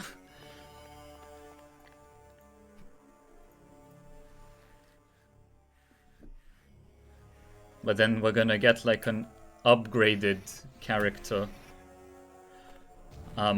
Graded. Which is actually gonna make fighting them harder. Yeah, it's pretty much a downgrade. Yeah. It's,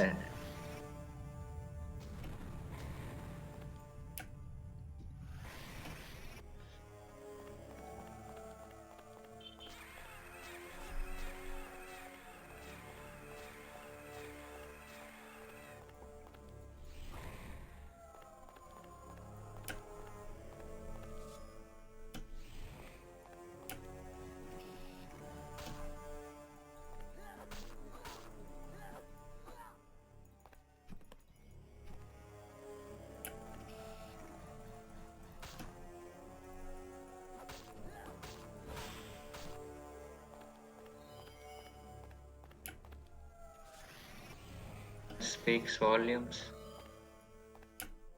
Okay, there's a new schedule. Oh, I don't know if you were here, GMP. When...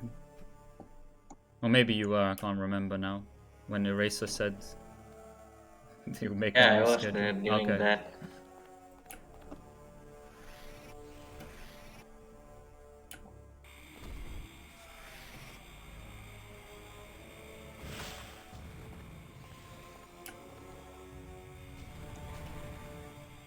So seems like your blindfolded run will be after T2T mobile, which helps it get some attention. Oh, so it's like the penultimate run now. Nah, like it's just before the last run. Yeah, so the penultimate run. Penultimate Yeah. means the one before last. That's good. Yeah, like I did know the meaning of the word, but my brain didn't work for a second. So now we do these 2 levels again. If we go to the second one first, then we can basically do a skip. We can skip like a large chunk of these levels. Yeah, it's basically the biggest skip in the game right now. Mm-hmm. It saves like 2 minutes or something. I like how I have the PoPRuns Orgacom channel open on Discord and I can see Eraser typing, and he's probably typing something along the lines of Kiddo is bad, so there's a new schedule. Ah, crap. Okay, fun.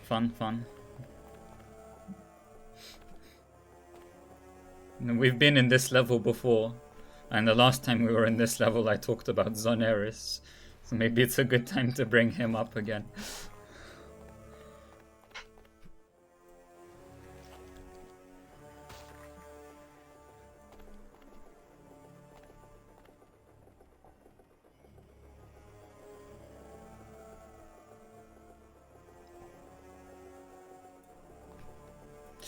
Oh, come on!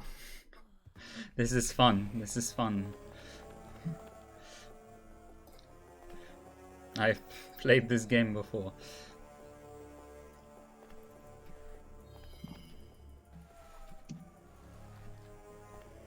I like how he kind of fell diagonally there. Yeah, that happens if you almost make it. I wonder if that can be used to find a skip somewhere. Okay, so now, basically, the second time round was supposed to do the level differently, but for some reason, if we kill ourselves, there used to be a boulder here, now it's just gone. So we can just do it the same way as the first time, which is faster. And also, then if we play this level before the first one, when we go back to the first one, we can also do a similar skip there. Yeah, so there are these boulders that prevent you from playing the level in the same way, but now you normally you have to uh, play those levels in a different path that is harder and lengthier. Since when we played the level for the first time, we didn't have Zal's powers. Now we have those, and we have to use them to take an alternate route in these levels. But by using this glitch, we can completely skip it, and it saves minutes basically.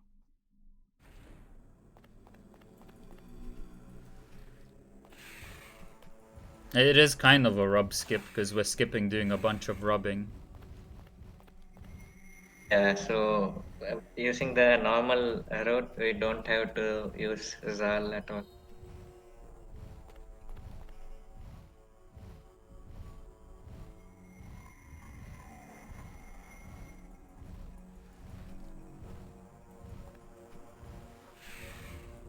Oh, excuse me, I just tapped my mic there. Hopefully that wasn't incredibly loud.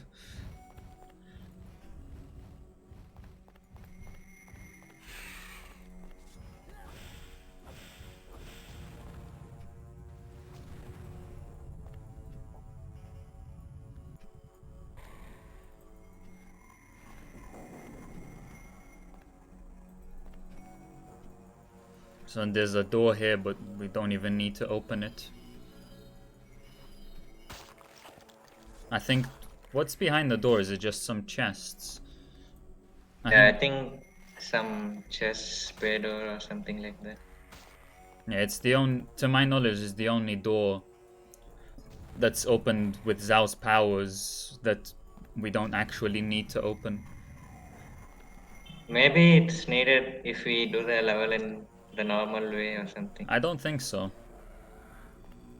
I think even then it's not needed, but I could be wrong.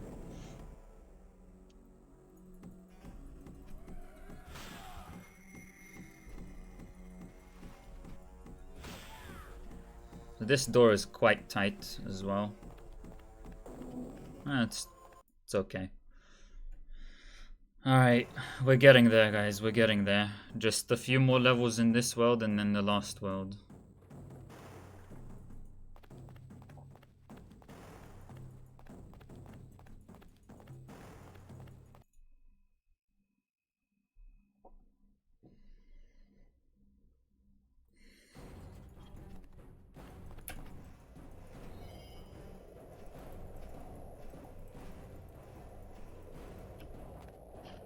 But yeah, like I said, if I run this at PoPRuns 8 or whatever, I will do better.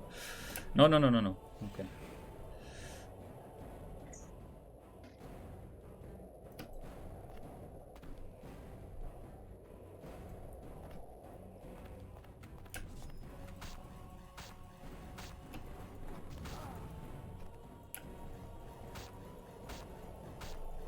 So a good habit to get into in this final level, or this final level of World 5 anyway, is to kill ourselves at every checkpoint, because we're doing quite a lot of damage boosting.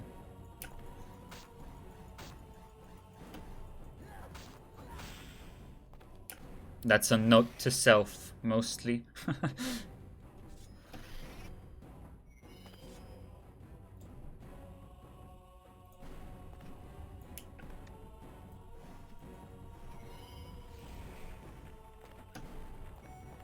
So let's follow my own advice.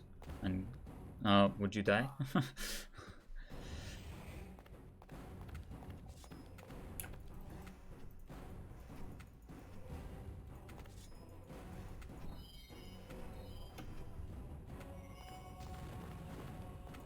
Like these two scavengers that are here, we'll take quite a bit of damage from those, and we still want to have some HP for later.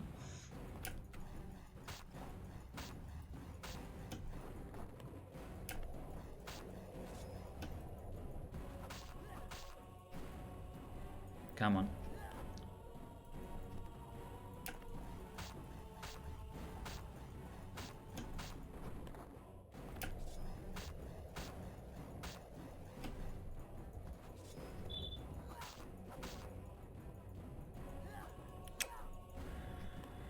That's annoying.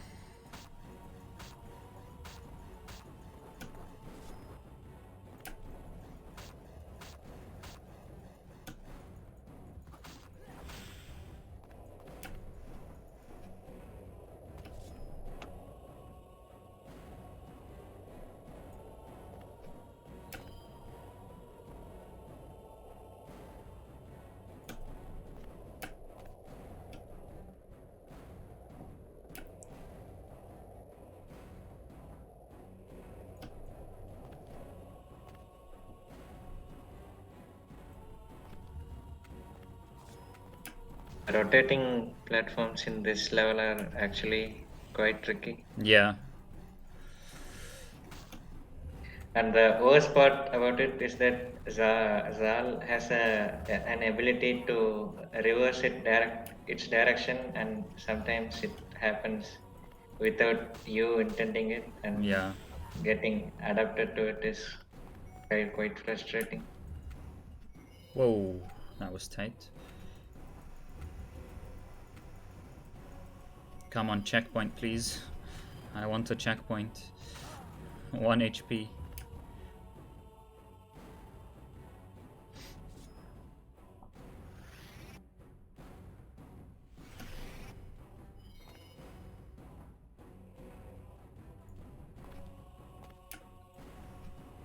Yes. Let's go. Checkpoint. Let's kill ourselves as well to regain the health back. Let's put an estimate of 4 hours. I deserve those comments, don't I?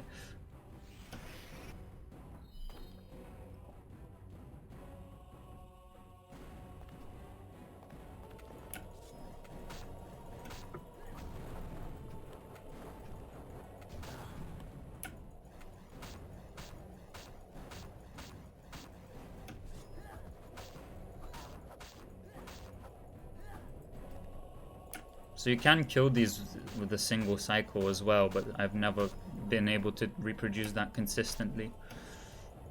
It's just seemingly random. Okay, and then... Alright, this is gonna be the actual final level of World 5. World 5 doesn't have a boss fight. Spoilers. World 6 will, though.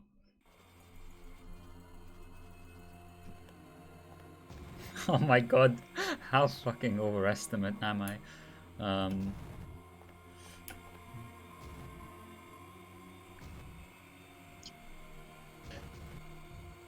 That was In tight. theory, it should be not more than 20 minutes, I think.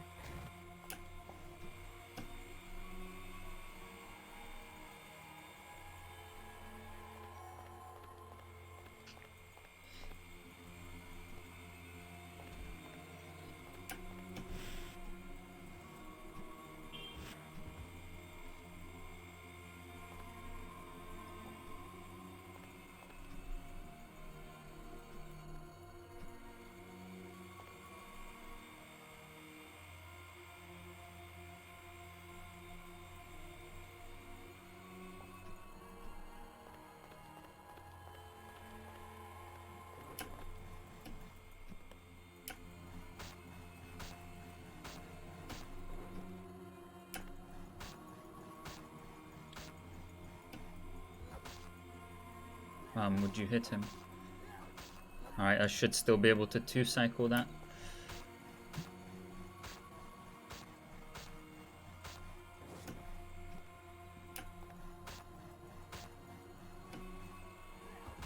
So with these enemies, we want to get as many of the shots in as we can before he shoots the laser thing at us. But obviously then we risk getting damaged by the laser, which does 2 whole circles of damage, which is massive.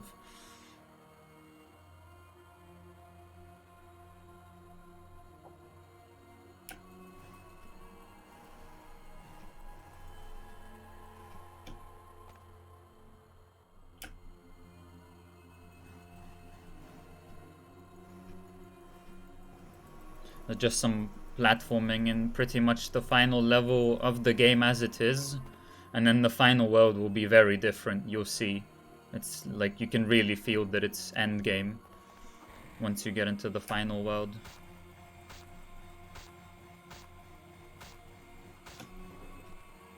Yeah, it's like those mental realm kind of stage. Yeah, sort of, but it's still difficult.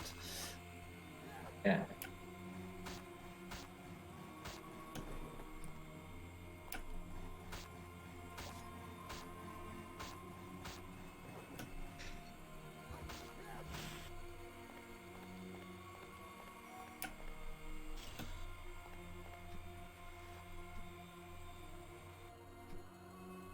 So just freeze that trap. And then freeze this thing so it doesn't kill us.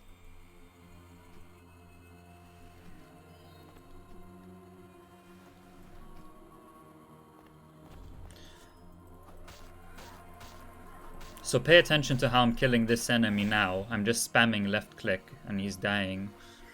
And then you'll see how painful it will be to kill them in World 6. Short skip there by skipping some of the TKs here.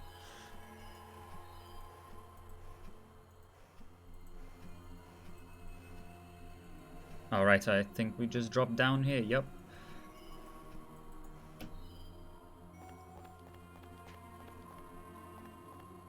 Okay, nearly at an end of this level.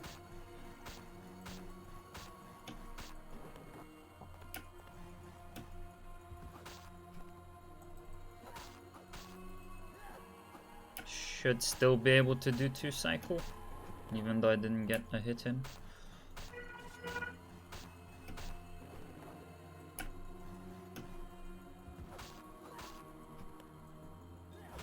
There we go. And some final fights, because the game wants us to.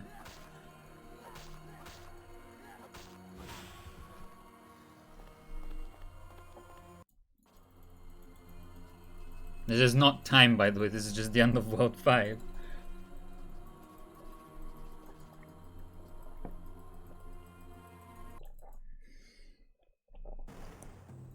Alright, and World 6 just has 3 more levels. Lore-wise, we've basically transformed into Zal, sort of. Well, we're like a combination of Zal and the Prince, where we can do both magic and Platforming. yeah, acrobatics and fighting. Yeah, so this is a new mechanic where we can eat ourselves and we won't die.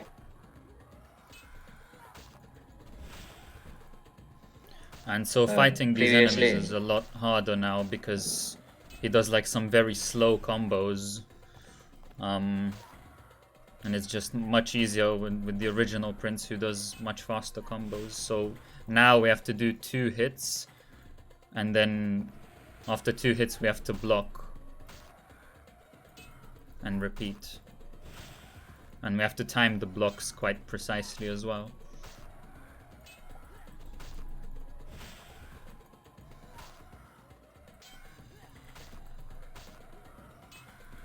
The only advantage, I think, I'm not sure, but I think he does more damage, this variant of the Prince and Zal.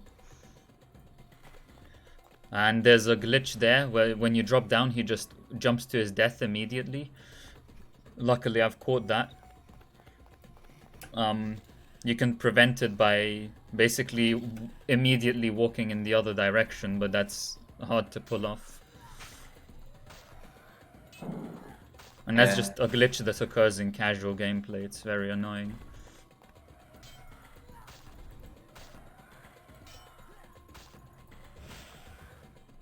See, he did like a weird flip there. That's because I didn't block in time. Just shows what happens if I don't block properly. I'll do a flip and the enemy will hit me. And you only need 3 hits to die, so...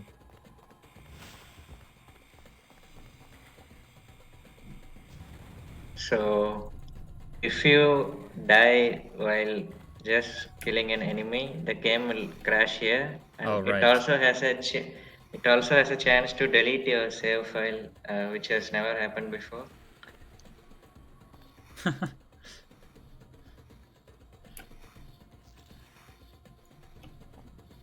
But that only happens if you die while killing an enemy, so as long as we don't go super low on health, we can avoid that. Yeah.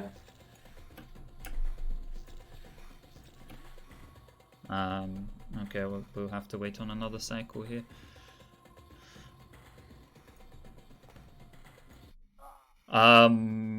What? I have no idea what just killed me.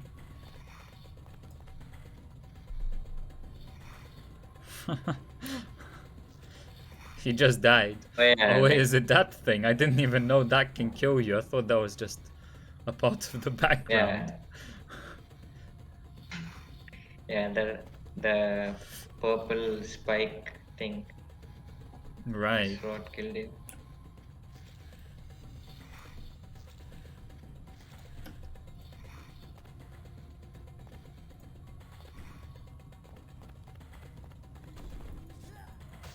You seem to have gotten really good at avoiding the walk off glitch. Yeah, through a lot of pain.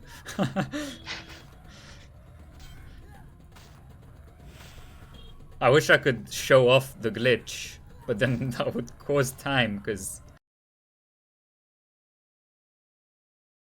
it's an actively detrimental glitch.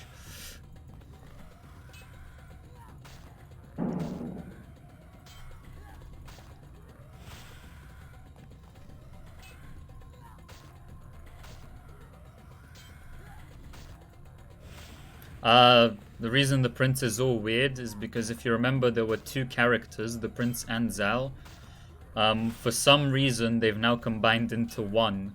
So now we can do both the prince's acrobatics and Zal's magic. And unfortunately, because of that, we use combos that I think do more damage, but they're also considerably slower. And so fighting these enemies is a lot more difficult because we have to block our attacks, whereas before we could just spam and they couldn't get a hit into us while we were spamming them. I mean, can't be a Prince of Persia game if there isn't an evil version of yourself, right?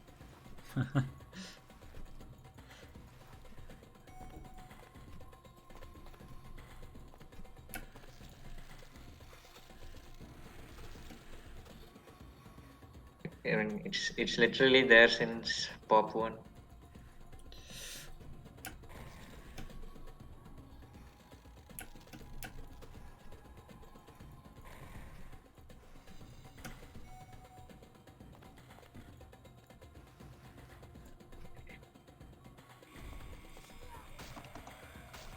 So these fights in this final world are actually very tough, and they take some getting used to get good at.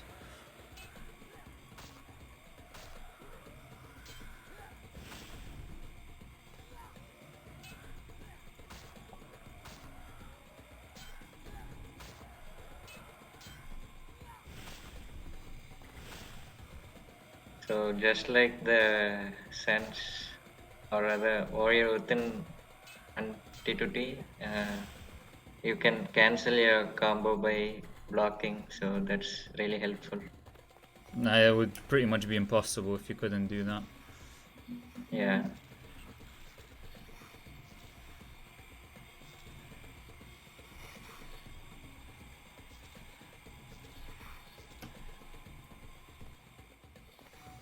Okay, and here we can just jump off. There's 1, 2, 3, and the fourth one we grab.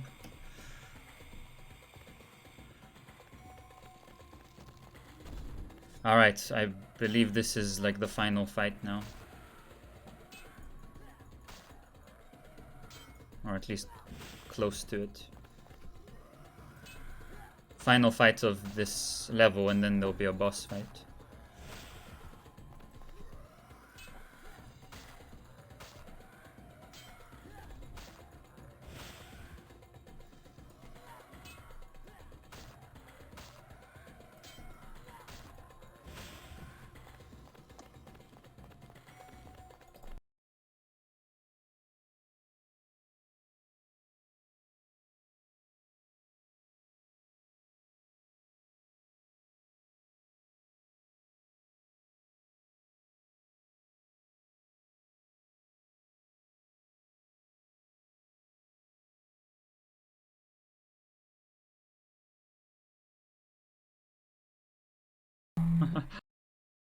Lag, yes, yes, yes.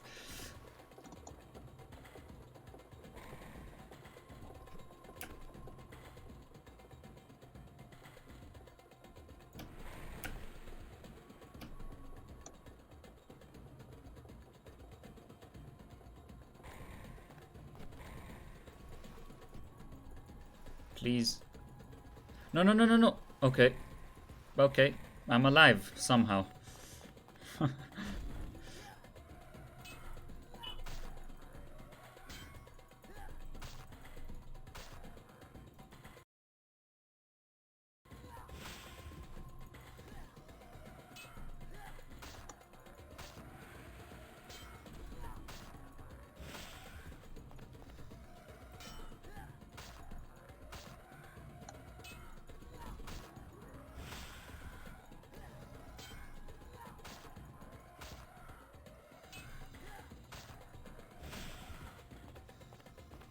Way to start the day with this piece of garbage run. Alright, final boss fight. It's after this that the run finishes. Look at this scary boss.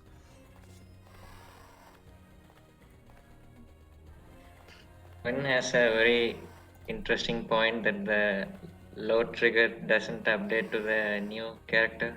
Oh, right, true.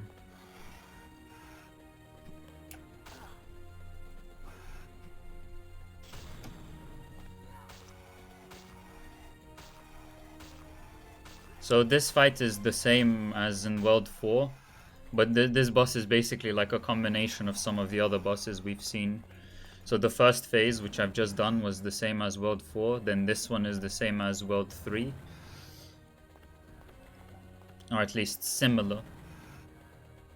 It's actually easier. Right, I'm supposed to wall run there, my bad. I'll do that next time.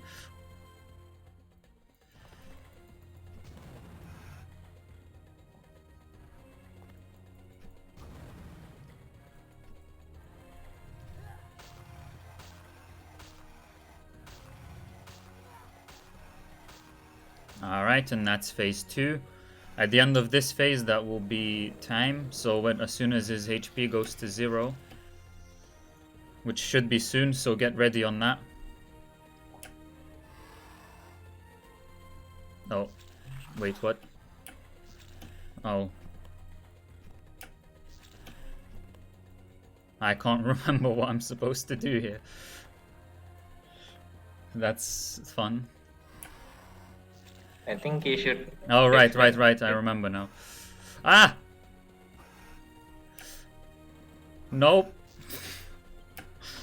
Hang on.